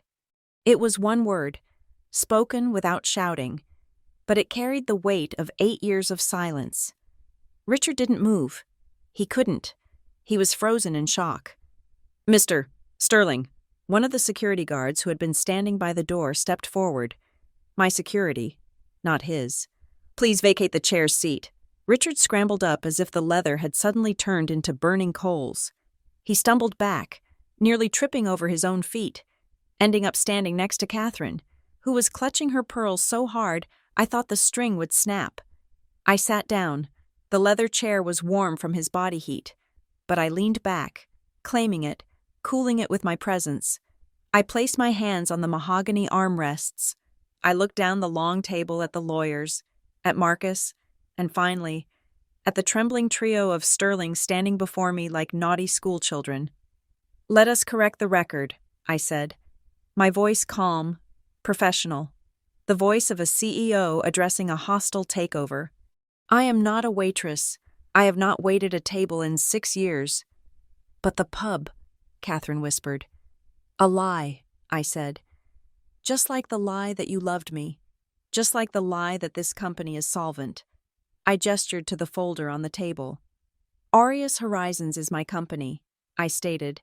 "I founded it, I built it, and I am the one who authorized the purchase of your debt." "You." Richard's voice was a croak. "You have $80 million. "More or less," I shrugged. "The market has been kind to me this morning, unlike you." "But how?" Bella cried out, her face twisting in ugly jealousy. "You had nothing. You had $50. And a suitcase," I reminded her. "Do not forget the suitcase. It turns out, when you have nothing to lose, you have everything to gain. While you were planning parties. Bella, I was building algorithms, while you," I looked at Richard, "were drinking away the profits. I was analyzing distressed assets. And do you know what I found? I found that the most distressed, over-leveraged, rotting asset in New York was the Sterling family." I picked up the notice of default from the folder. "So, here is the situation," I said, leaning forward. "I own this building. I own your house. I own the furniture you are standing next to. You are trespassing on my property. You cannot do this," Richard whispered, tears beginning to form in his eyes. "We are your parents." "You ceased to be my parents the day you dropped me at JFK, I replied coldly. "You are not family. You are bad investments, and I am liquidating you." I turned to Marcus. "Proceed with the final acquisition. I want the locks changed on the building by noon. I want the accounts frozen by 1. And as for these 3, I looked at them, huddling together, stripped of their arrogance, stripped of their power. "Escort them out," I said. "And if they try to take so much as a stapler, call the police. After all, theft is a felony, isn't it? Richard?" The room exploded into chaos as the reality finally hit them, but I sat still in the center of the storm. The chairman in her chair, watching the house of Sterling fall, brick by brick. "What the hell are you doing? Stand up right now." Catherine's voice tore through the heavy silence of the boardroom, shrill and vibrating with a mixture of outrage and terrified confusion. She looked at me, sitting in the leather executive chair, her husband's chair. The throne of the Sterling Empire, as if I had just desecrated an altar. Her hands were shaking so violently that the clasp of her designer purse clicked rhythmically against the mahogany table. "You have lost your mind," Richard stammered, his face a map of broken veins and panic. "Get out of that chair. Alma Security. Why is nobody doing anything?" I did not move. I did not blink. I simply reached into the leather portfolio Marcus had placed in front of me. The movement was slow, deliberate, the actions of someone who controlled not just the room, but time itself. I pulled out a thick stack of bound documents. They were heavy, dense with legal verbiage and audit stamps. I threw them onto the table. They landed with a heavy, authoritative thud that echoed like a gavel strike. "Mr. and Mrs. Sterling," I said, my voice dropping an octave, losing every trace of the hesitant girl they thought they knew. "Stop looking for the owner of Aureus Horizons. You are looking at her. Aureus Horizons is mine. I am the chairman. I am the board. I am the money." "Liar," Bella shrieked from the side of the room. She was clutching Julian's arm so hard her knuckles were white. "You are a liar. You are a broke little orphan we took pity on. You wait tables in a pub." "I haven't waited a table since I was 18, I replied, turning my gaze to her. It was a cold, pitying look. "And while you were busy spending money you didn't have on dresses you couldn't fit into, I was building a war chest." I leaned forward, clasping my hands on the table. You want to know how the burden became the bank." I stood up then. Slowly, I walked around the table, pacing like a predator circling trapped prey. "When you threw me out with $50, you forgot one thing. You sent me to a bookstore filled with inventory you were too stupid to value. Aunt Margot didn't just have dusty paperbacks. She had first editions, Dickens, Austen, Hemingway, books worth $5,000, $10,000 apiece." Richard's jaw dropped. "You sold Margot's books." "I liquidated stagnant assets," I corrected him. "I sold them to collectors in Tokyo and Dubai. I took that capital $70,000 and I didn't buy shoes. I didn't buy a car. I put every single cent into Ethereum when it was trading at double digits. I put it into tech startups that were operating out of garages in Shoreditch." I stopped in front of Richard. He smelled of fear and stale scotch. "I didn't sleep for 4 years. Richard, I taught myself forensic accounting. I learned how to read a balance sheet better than you ever could. I turned 70,000 into 700,000, then 7 million, and then, when the market crashed and everyone else was panicking, I bought real estate. I bought intellectual property. I bought debt." I gestured to the room, to the view of the city, to the world they thought belonged to them.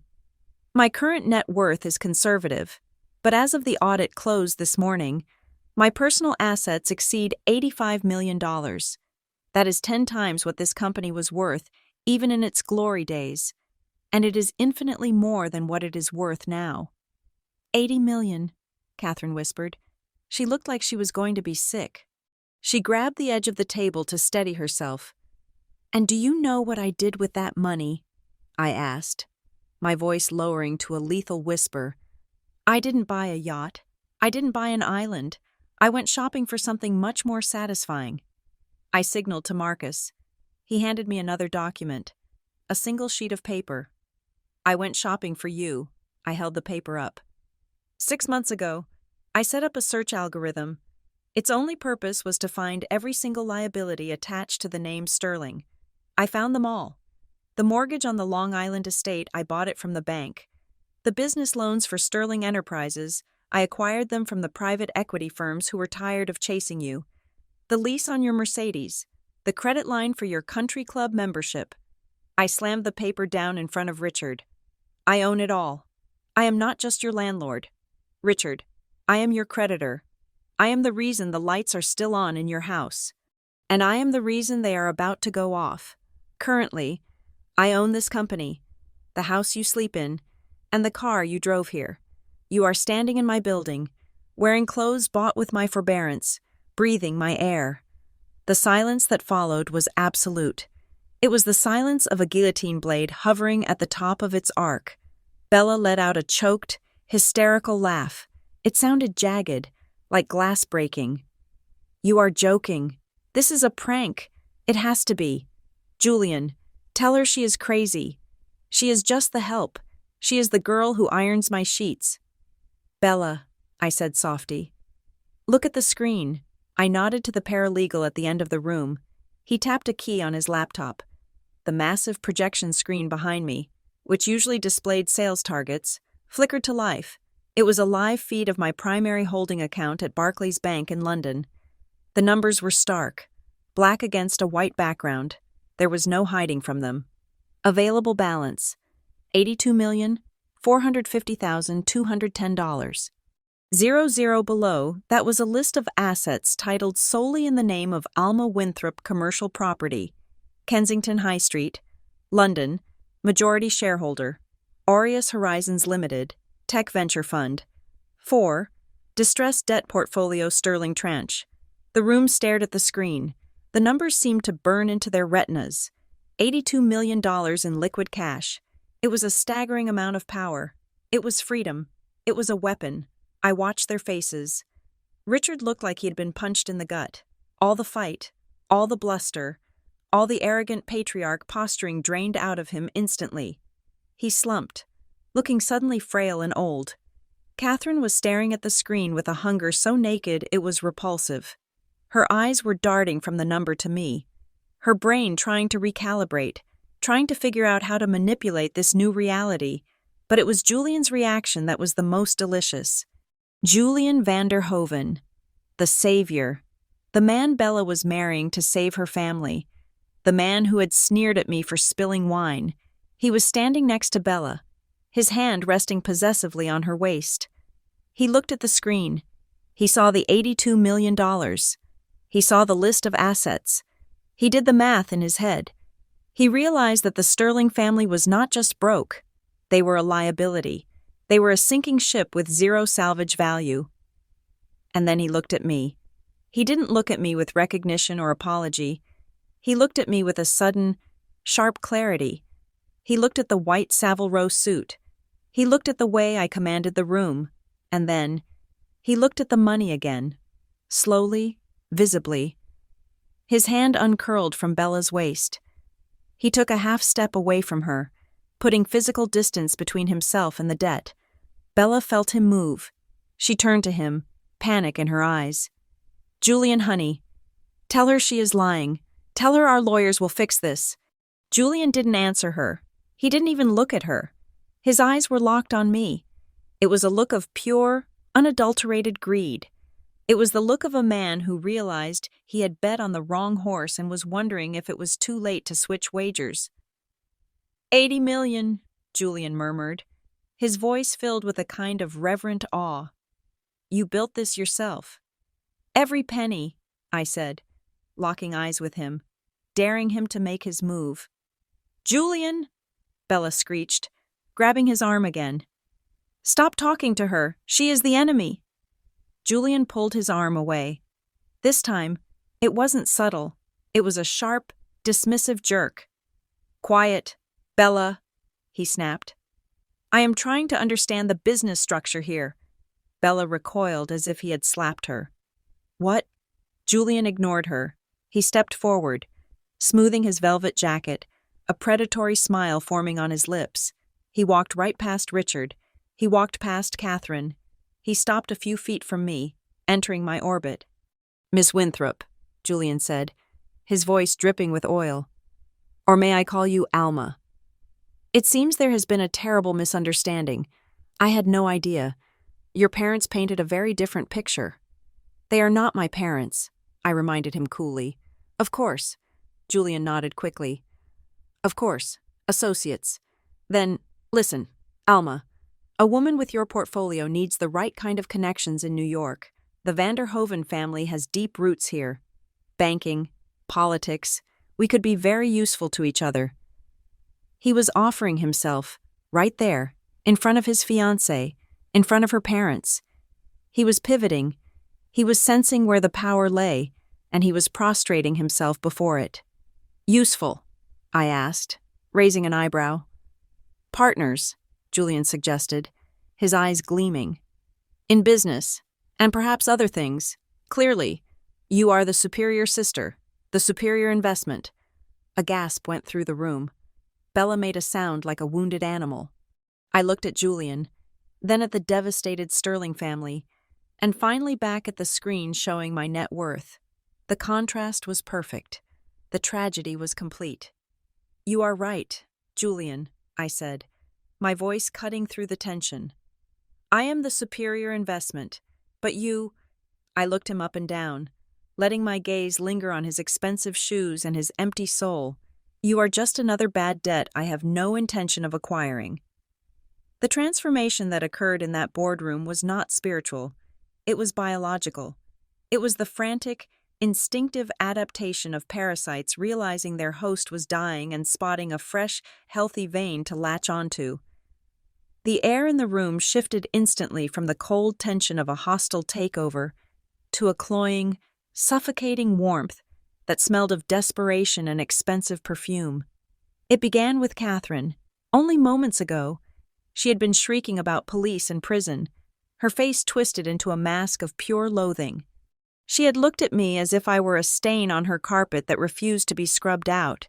But as the numbers on the screen burned their truth into her retinas, $82 million, her posture softened. Her shoulders dropped. The venom in her eyes dissolved, replaced by a glassy, frantic affection that was far more terrifying than her hatred. She took a step toward me, then another. She navigated around the corner of the heavy mahogany table, her hands reaching out not to strike, but to embrace. Alma, she breathed, her voice trembling with a theatrical emotion that would have been impressive on a Broadway stage. Oh, my darling girl, look at you. She stopped a foot away from me, waiting for permission, or perhaps sensing the force field of ice I had erected around myself. When I did not move, she clasped her hands over her heart, tears welling up in her eyes, tears that I knew were summoned on command. I knew it, she sobbed, a single tear tracking through her heavy foundation. Deep down, I always knew you had this fire in you. Did you think we were blind? Did you think we didn't see your potential? I stared at her, genuinely fascinated by the audacity of the lie. You called me a waste of space this morning. Catherine, you said I was a genetic mistake. Tough love, she cried out, dismissing her own words with a frantic wave of her hand. It was all a test. Alma, don't you see? We had to be hard on you. We had to push you away. If we had coddled you, if we had given you the easy life like we gave Bella, you never would have developed this grit, this brilliance. She reached out and seized my hand before I could pull away. Her palms were damp. We made you, darling. We forged you in the fire. We sent you to London because we knew you needed to find your own wings. And look, you soared. You are a triumph. You are the greatest achievement of the Sterling family. The Sterling family, I repeated, my voice flat. The family that left me at the airport without a backward glance. Details, Richard boomed. Jumping into the fray, he had recovered from his shock and was now trying to reassemble his dignity. Buttoning his suit jacket and puffing out his chest, he marched over to stand beside his wife, attempting to create a united parental front. Your mother is right, Alma, Richard said, his voice taking on a jovial, benevolent tone that made my stomach turn. We saw a diamond in the rough. We knew that to polish you. We had to apply pressure, tremendous pressure, and frankly, I am proud. I am incredibly proud. He looked around the room, beaming at the lawyers, at Marcus, at the security guards, acting as if this hostile acquisition were a surprise birthday party he had orchestrated. This, Richard gestured to the screen, this is exactly what I hoped for. A successor. I am getting old. Alma. I have been looking for someone to hand the reins to. Someone with vision.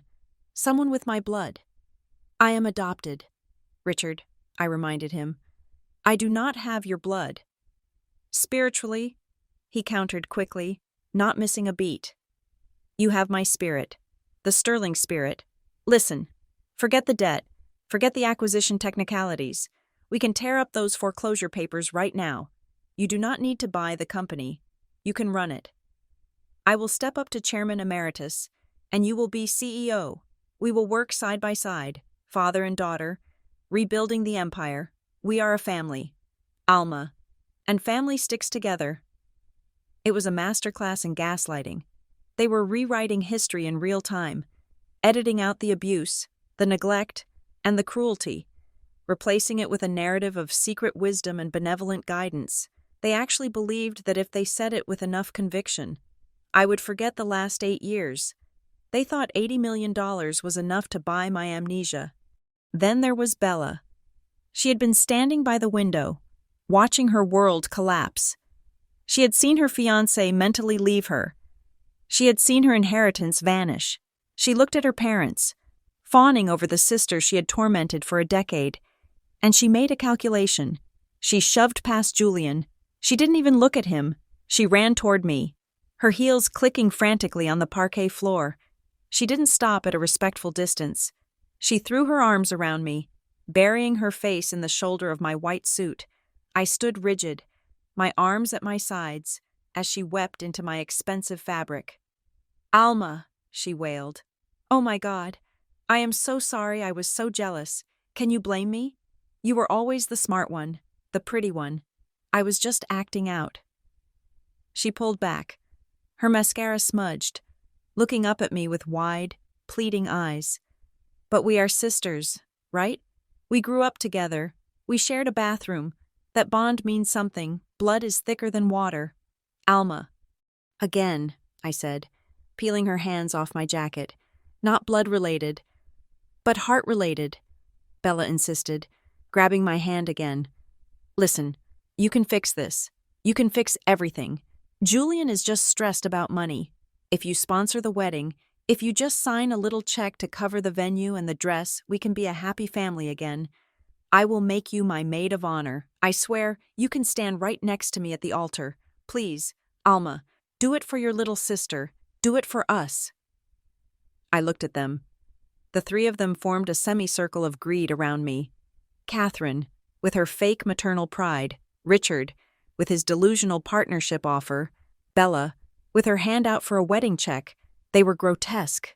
They were caricatures of human beings, hollowed out by avarice and filled with straw. I felt a laugh bubbling up in my chest. It wasn't a happy laugh. It was a dark, jagged thing. "Family," I said, letting the word hang in the air like smoke. I stepped back, forcing them to release me. I walked to the head of the table and picked up the glass of water that had been set out for Richard. I took a slow sip, letting them wait.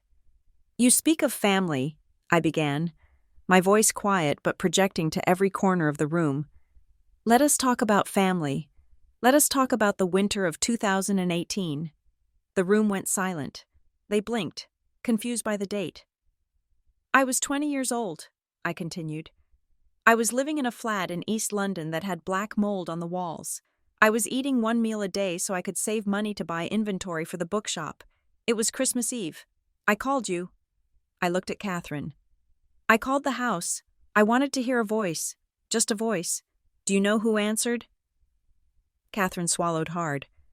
"I do not recall." "You answered," I said. "And when you heard my voice, you didn't say Merry Christmas. You didn't ask if I was warm. You said, 'We have guests. Alma. Do not call here and depress us.' And you hung up." Catherine paled, her hand flying to her throat. "And you?" I turned to Richard. "Family. When I needed a guarantor for my first business loan, £5,000. Richard, a rounding error for you back then, I sent you a detailed business plan. I offered you equity. I offered you a repayment schedule." "I never saw it," Richard lied, sweat beading on his upper lip. "You saw it," I said. "You replied. You sent it back with a note scrawled in red ink across the front. 'Dream on.' I still have it. I framed it. It hangs in my office in London as a reminder of what family support looks like." I turned to Bella. She was trembling, wiping her eyes. "And you want a wedding," I said softly. "You want me to pay for a celebration of love. Where was the love when Aunt Margot was dying? The name landed like a grenade. She was the only family I had, I said, my voice vibrating with a suppressed rage that terrified them more than shouting ever could. She was the only one who took in the stray you threw away, and when her heart was failing, when she was gasping for air in a public ward, I begged you for $40,000. I promised to pay it back. I begged you to save her life. Alma, we didn't know it was that serious. Richard tried to interrupt. You knew, I shouted, the control slipping for just a fraction of a second, revealing the inferno underneath. I told you she was dying, and you told me you were building a pool house. You let her die because you wanted a place to drink your cocktails by the water. I pointed at the window, at the sprawling city skyline. I built this empire for one reason, not to buy cars, not to buy clothes. I built it so that I would never, ever have to ask people like you for help again. I built it so I could stand here today and look you in the eye and tell you exactly what you are. We are sorry, Catherine whispered, finally realizing that the mother act wasn't working. Alma, please, we are sorry about Margot, but we are still alive. We are here. Give us a chance to make it up to you. Make it up to me, I laughed. You cannot make it up to me. You are bankrupt, morally and financially. Actually, a smooth, oily voice cut through the emotional devastation. It was Julian. He had been watching the exchange, gauging the wind. He saw that the family angle was a dead end. He saw that Alma hated the Sterlings, and he realized that the best way to align himself with the winner was to attack the losers. He stepped forward, pushing Bella aside as if she were a piece of furniture. He walked up to me, standing just outside my personal space, radiating a slimy kind of charm. Alma is right, Julian said, nodding solemnly. You people are disgusting. Bella gasped. Julian. Julian turned to her, his face twisted in a sneer of contempt. Oh, shut up, Bella. Look at you. You are pathetic. Begging for money, asking her to pay for a wedding you cannot afford. It is embarrassing. I have been watching you for months, leeching off your daddy's credit cards, pretending to be a socialite. You bring nothing to the table. You are a freeloader, a parasite. Julian, Richard shouted, you cannot speak to my daughter that way. I can speak however I want, Julian shot back. I am a van der Hoven, and frankly, I was doing you a favor by agreeing to marry into this sinking ship of a family. He turned back to me, his expression softening into a practiced look of admiration. He lowered his voice, trying to create an intimate moment in the middle of the crowded room. I apologize for them. Alma, I really do. I had no idea they were this monstrous. If I had known how they treated you, how they treated your aunt, I never would have associated with them. He took a step closer. You know, watching you just now, hearing you speak, it was incredible. You have fire. You have ambition. That is rare. Most women in this city are just like Bella. Empty. Decor. But you are a force of nature. He reached out, his hand hovering near my arm, testing the waters. I think we have a lot in common. Alma, I am a man who respects power. I respect success. Maybe we should grab dinner, just the two of us. I could show you the real New York, the one these losers. He jerked a thumb at the Sterlings. We're never invited to. We could discuss strategy, mergers, acquisitions. He winked. I am currently unattached, strictly speaking. The engagement was a misunderstanding. The room held its breath. Bella was sobbing silently, her hand over her mouth. Richard and Catherine stared in horror as their potential savior defected to the enemy camp. I looked at Julian. I looked at his expensive haircut, his manicured nails, the greed swimming in his eyes like sharks. He was willing to publicly humiliate his fiancée of an hour ago just to get a shot at my bank account. He was selling his loyalty to the highest bidder. He was worse than the Sterlings. They were at least consistently cruel. He was a chameleon without a spine. I felt a wave of nausea so strong I almost gagged. Get away from me, I said.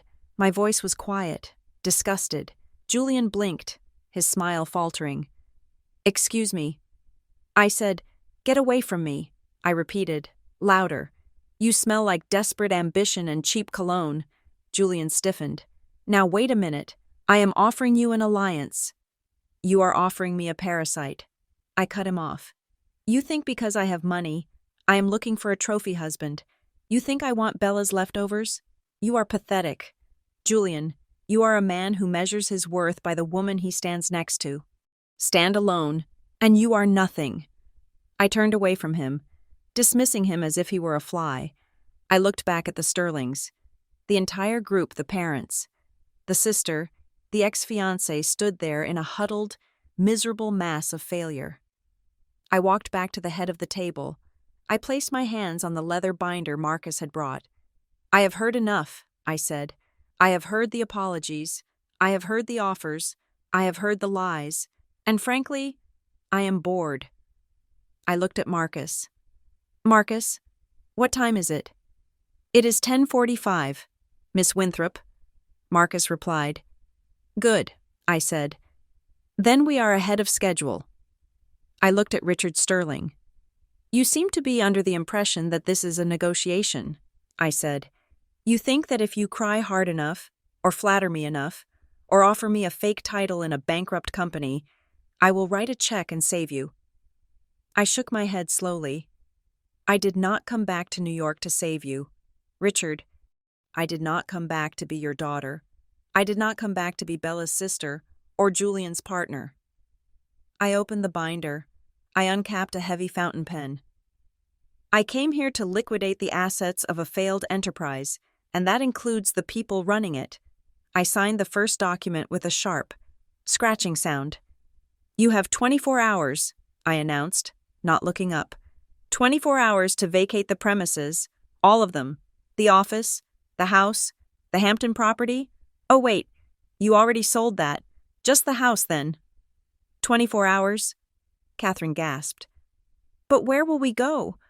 I looked up, my eyes cold and dead. "I hear the airport is lovely this time of year.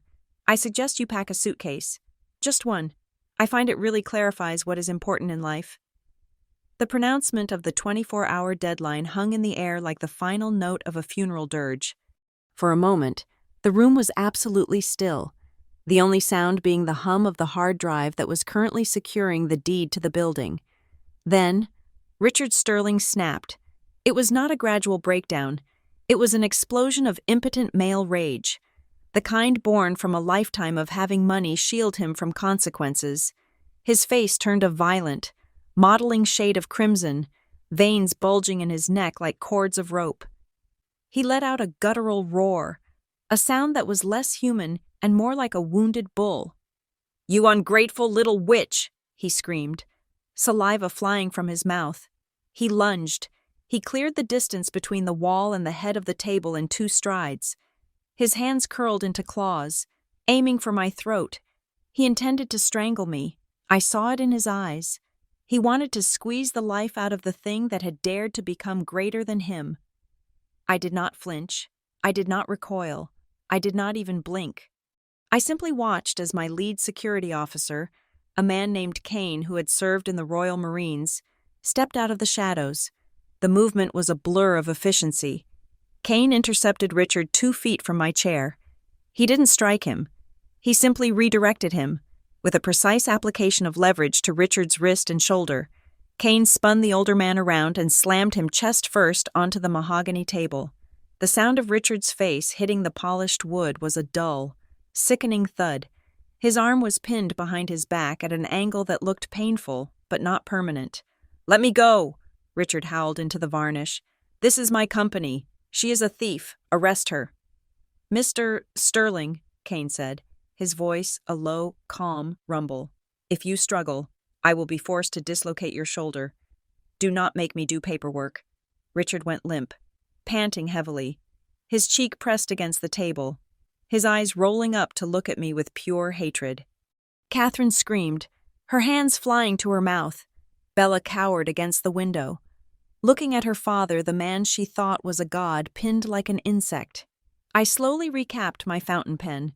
The click was sharp and final. "Assault," I said. looking down at Richard's distorted face. Add that to the list. Marcus, attempted assault on a corporate officer. That is another felony, I believe. Indeed, Marcus replied, not looking up from his notes. Let him up, I commanded. Kane released his grip and stepped back. Though he remained within striking distance, Richard scrambled off the table, clutching his shoulder, his suit jacket torn at the seam, his dignity shredded. You cannot do this, Richard panted, backing away until he hit the wall. Squatters' rights, tenant laws.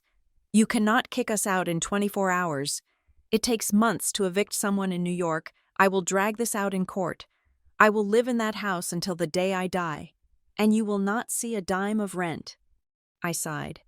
It was the sigh of a teacher dealing with a particularly slow student. I thought you might say that, I said.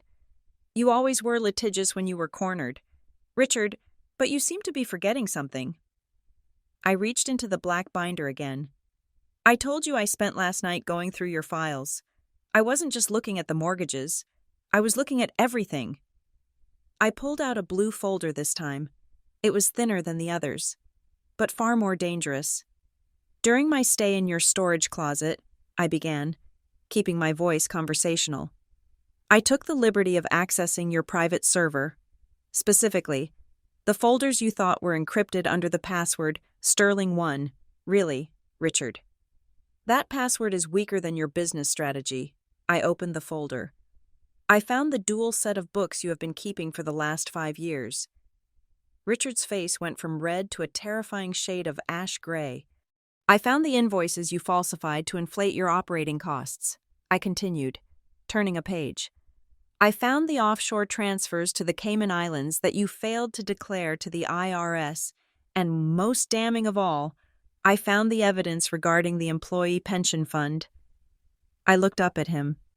You drained it. Richard, $1.2 million.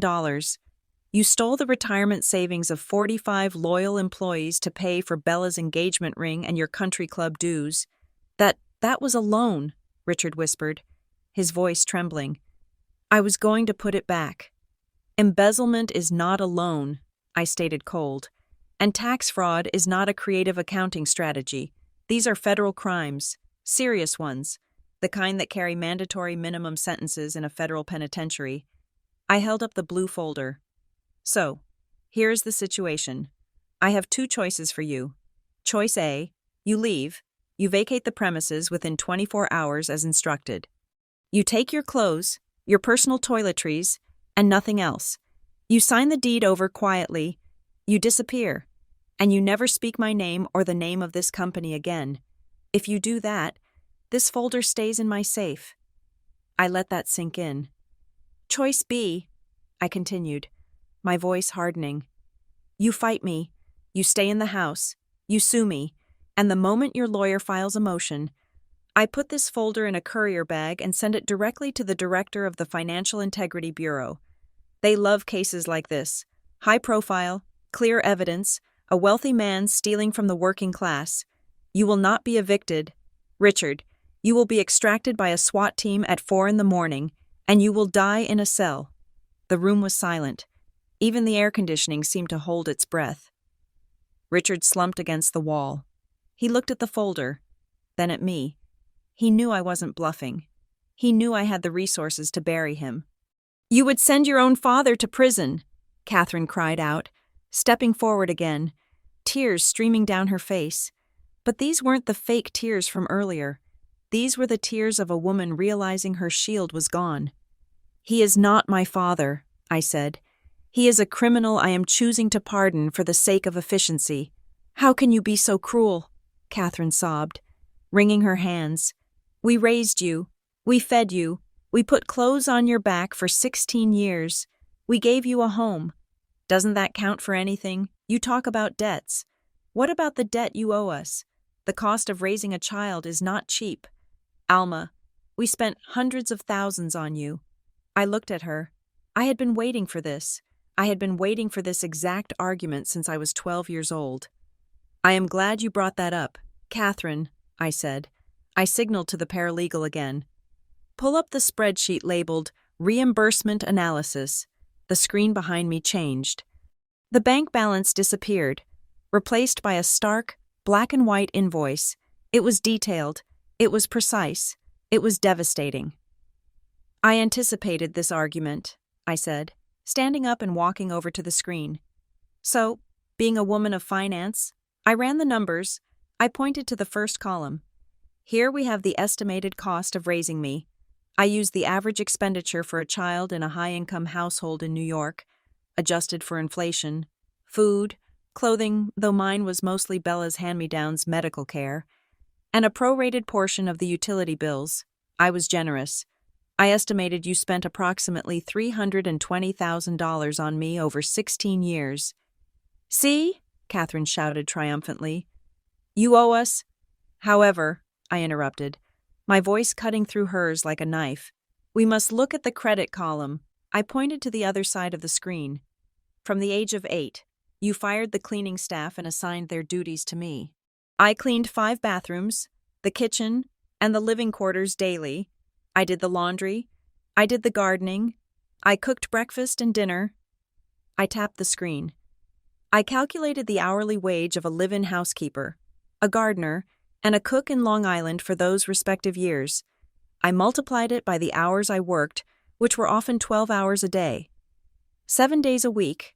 I then applied the standard compound interest rate of 7% per annum, which is the legal standard for unpaid wages. The number at the bottom of the column glowed in bright green. Total value of unpaid labor, plus interest, $485,000. You spent $320,000 on me, I said, turning back to face them. I provided $485,000 worth of labor, which means I pointed to the final total. Balance, due to Alma Winthrop, $165,000. You actually owe me $165,000, I concluded. You didn't raise a daughter. You employed a servant at a rate below minimum wage and illegal standards.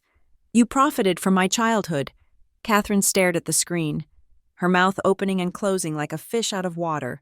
The logic was irrefutable. The math was cold, hard, and absolute. I had monetized my trauma, and the balance sheet was in my favor.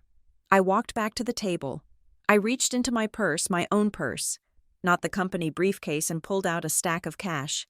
It was a single bundle of $100 bills, wrapped in a bank band, $10,000. I tossed it onto the floor. It landed at Catherine's feet with a soft slap. I am forgiving the debt, I said, looking down at her. And that $10,000, that is reimbursement for the $50 you gave me at the airport. Adjusted for the emotional inflation of having to look at your faces again. We are even. I owe you nothing. You owe me nothing. Take it, I commanded. It will cover your first month's rent in whatever hovel you end up in. Catherine looked at the money, then at me. She didn't pick it up. She burst into loud, ugly sobs, collapsing into a chair. The sound of slow clapping broke the tension. We all turned. It was Julian. He was clapping slowly, sarcastically, a smirk on his face that didn't quite reach his dead eyes. Bravo, Julian said, checking his diamond-encrusted watch. Truly, that was cinematic. The spreadsheets, a nice touch, very modern. He stood up, buttoning his jacket. He looked at the sobbing Catherine, the defeated Richard, and the terrified Bella. He looked at them with the same expression one might look at a bag of trash that had split open on the sidewalk. Well, Julian said, I think I have seen enough. This has been entertaining, but I have a lunch reservation at Le Bernardin, and I hate to be late. Julian, Bella whispered, stepping toward him. Where are you going? We need to figure this out. We need to find a place to stay. Julian laughed. It was a harsh, barking sound. Oh, sweetie, there is no we, not anymore. But the wedding, Bella stammered, reaching for his hand. The baby, Julian recoiled. Do not even start with that. If there is a baby, which I doubt, you can send my lawyer the paternity test results. If it is mine, I will pay child support. But marry you. He looked her up and down, sneering. You are a pauper, Bella. Your father is a fraud. Your mother is a delusional narcissist. And your sister, he glanced at me with a mixture of fear and respect. Your sister just nuked your entire existence from orbit. You have nothing to offer me. The Vanderhoven name does not merge with bankruptcy. You promised, Bella screamed, grabbing his lapels. You said you loved me. Julian shoved her, hard. Bella stumbled back, tripping over the leg of a chair and falling to the floor in a heap of silk and tears. I loved the portfolio, Julian spat, straightening his jacket. Grow up. He turned to me. He tipped his head slightly, a gesture of one shark acknowledging another. Miss Winthrop, if you ever change your mind about dinner, you know how to find me. If I ever see you again, I said, my voice dropping to sub-zero, I will buy whatever bank holds your loans and do to you exactly what I just did to them. Get out. Julian paled. The threat landed. He knew I could do it. He turned and walked out of the boardroom without another word, leaving the door swinging behind him. The silence that followed was broken only by Bella's sobbing on the floor. Then, the implosion happened. This is your fault, Catherine screamed, turning on Richard. I told you to pay attention to the accounts. I told you to stop gambling on those stupid stocks. You ruined us. You useless, drunk old man. My fault, Richard roared back, pushing himself off the wall. You spent $50,000 on curtains last month. You have been bleeding this company dry for years with your spas and your vacations. I embezzled that money to pay for your lifestyle. You harpy. Stop it, Bella shrieked from the floor. Stop fighting. What about me? Julian left me. I am pregnant. What am I going to do? You. Richard spun on her.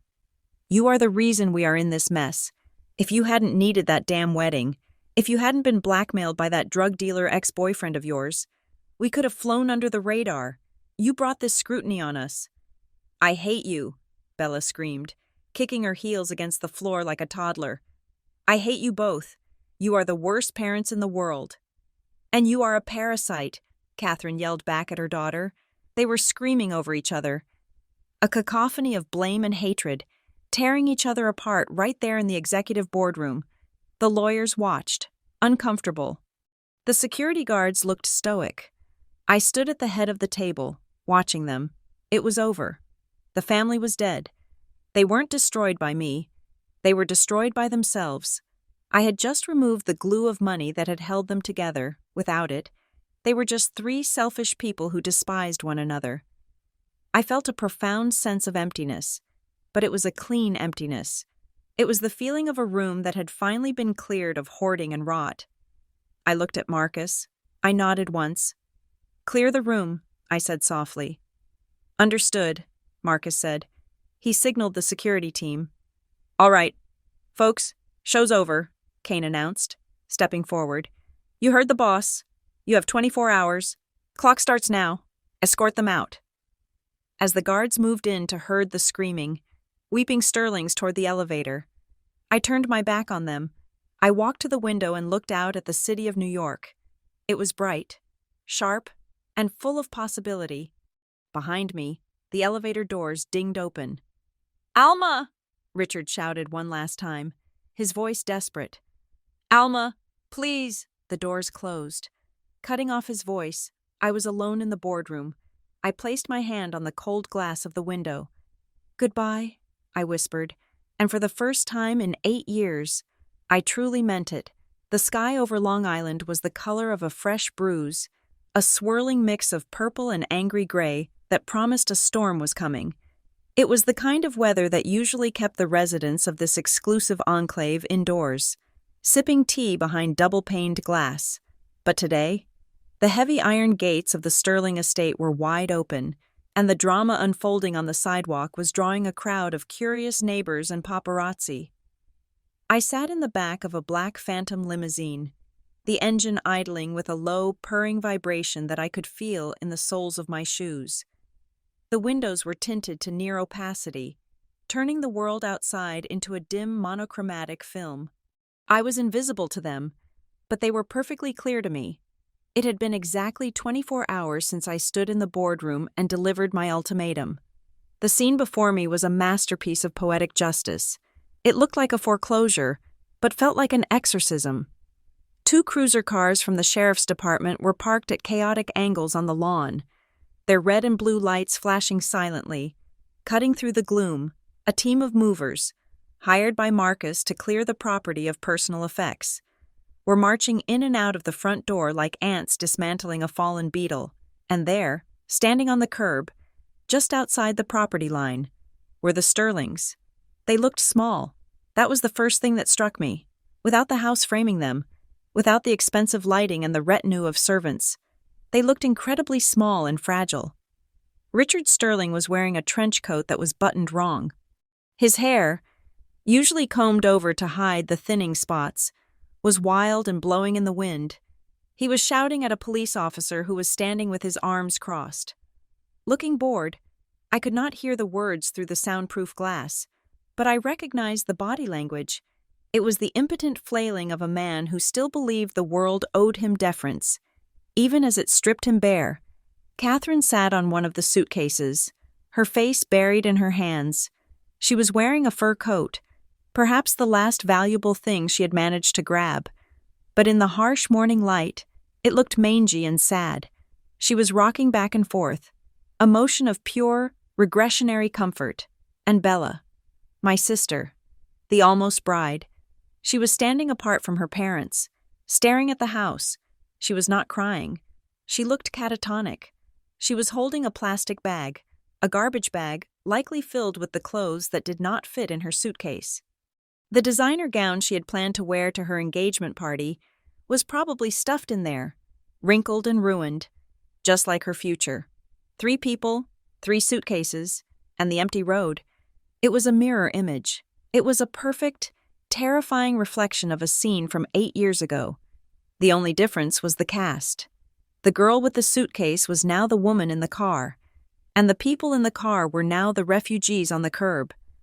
"Driver," I said, my voice cutting through the silence of the cabin. "Pull up, slowly." "Yes, Miss Winthrop." The car glided forward, the tires crushing the wet leaves on the asphalt. As the massive black grille of the Phantom came into view, the Sterlings froze. They knew this car. They knew who was inside. Richard stopped shouting at the cop. He turned, his eyes locking onto the vehicle. A flicker of hope, desperate and delusional, lit up his face. He actually thought I had come back to save them. He thought that at the last minute, sentimentality had won out over justice. He ran toward the car. Catherine scrambled up from her suitcase, stumbling in her heels, and followed him. Even Bella took a few tentative steps forward.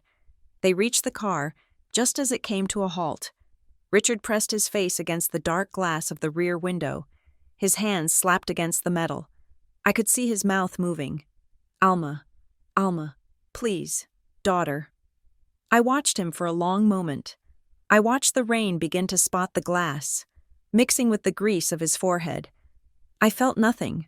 No anger, no pity, just a cold, clinical sense of completion. I pressed the button on the door. The window slid down with a smooth, electric hum. The sounds of the world rushed in, the wind, the distant sirens, and the frantic, babbling voices of my former family. "Alma," Richard gasped, reaching his hand through the open window. Trying to touch me, I leaned back, out of reach. "Thank you. Oh, thank God. You came back. Tell them, Alma. Tell them to stop. Call off the police. We can fix this." "I am wet. Alma," Catherine sobbed, pushing her face next to Richard's. "It is going to rain.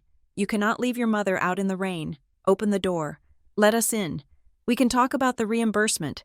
We can work out a payment plan."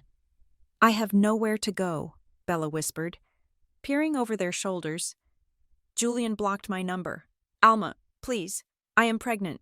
You cannot leave a pregnant woman on the street." They were a chorus of needs.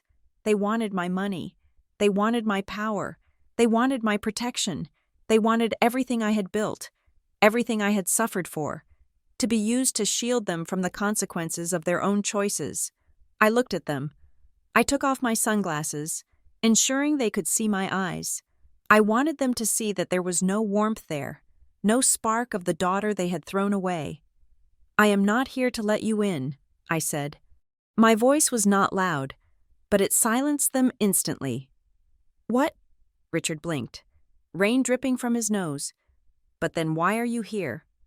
"I came to say goodbye," I said, "and to make sure the transaction was balanced." I gestured to the sidewalk behind them, to the 3 battered suitcases sitting on the curb. "8 years ago," I said, speaking slowly, enunciating every syllable. "You drove me to JFK. You gave me 1 suitcase. You gave me $50. And you gave me a piece of advice. Do you remember what it was?" "Richard?" Richard stared at me, his mouth opening and closing. "You told me to learn independence," I reminded him. "You told me that the world was a sink-or-swim place, and that I was a burden you were tired of carrying. You told me that stripping me of my safety net was an act of love." I leaned forward, my face inches from the open window. "Today, I am returning that act of love." I reached into the seat pocket and pulled out an envelope. I held it out.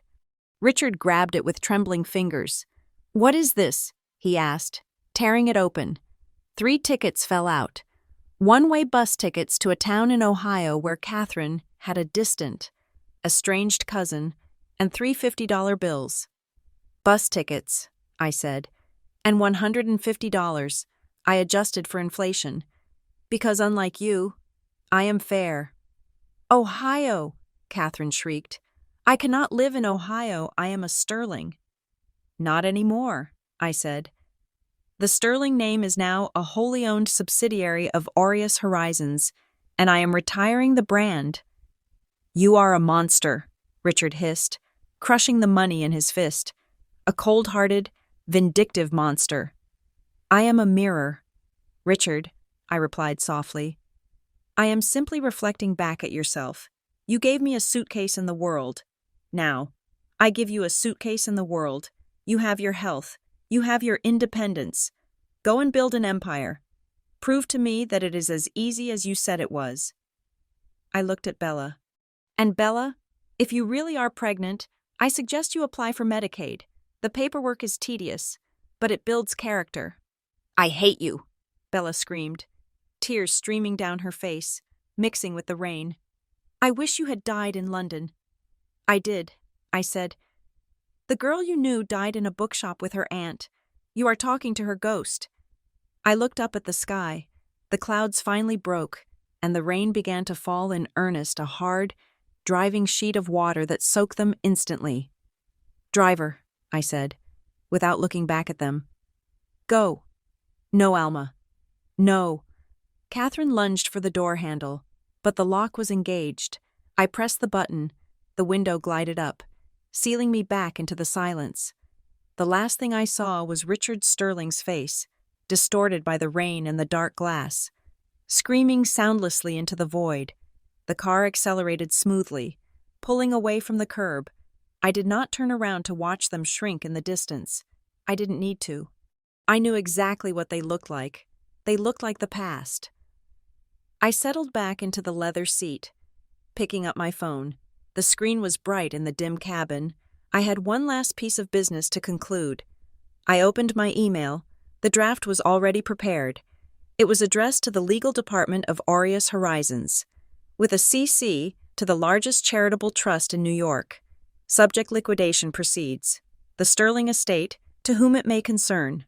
Please be advised that the net proceeds from the sale of the property located at 124 Oakwood Drive, along with the liquidated assets of Sterling Enterprises, are to be transferred immediately. Do not deposit these funds into my personal account. I am establishing a new nonprofit organization, the Margot Winthrop Foundation. The mission of this foundation will be to provide housing, education, and surgical grants for orphaned youth and elderly individuals without family support. Specifically, the fund will cover emergency heart surgeries for those on the NHS waiting list and provide startup capital for young adults aging out of the foster care system. The initial endowment will be $12 million. Execute immediately. I pressed send. A small whoosh sound indicated the email had gone.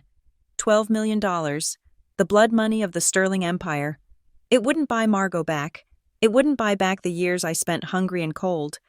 But it would ensure that somewhere, in a hospital room in London or a foster home in New York, another Margot wouldn't die alone. Another Alma wouldn't be thrown onto the street with nothing.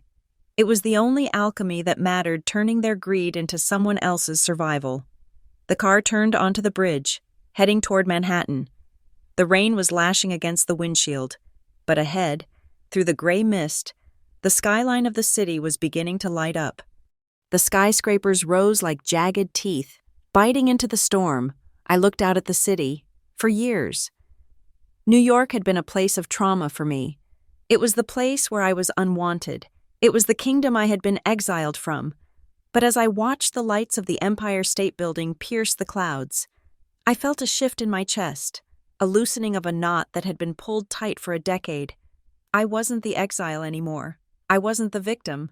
I wasn't even the avenger. The revenge was done. The balance was zero. I looked at my reflection in the window.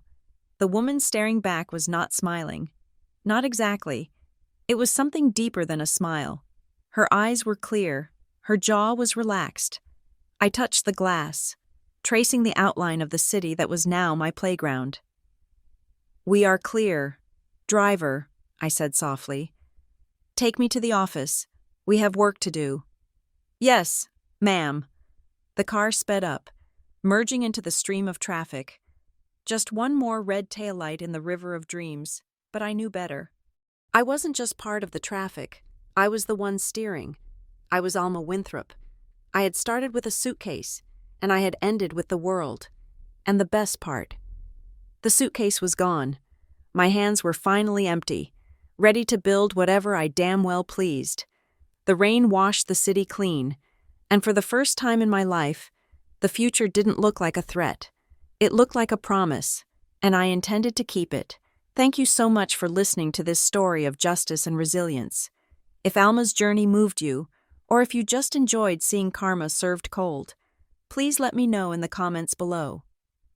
I would love to know where you are listening from and what you would have done in Alma's shoes. Don't forget to subscribe to BitterSweet Drama Stories. Hit that like button to support the channel, and smash the hype button so this story can reach even more people. Your support means the world to us. See you in the next story.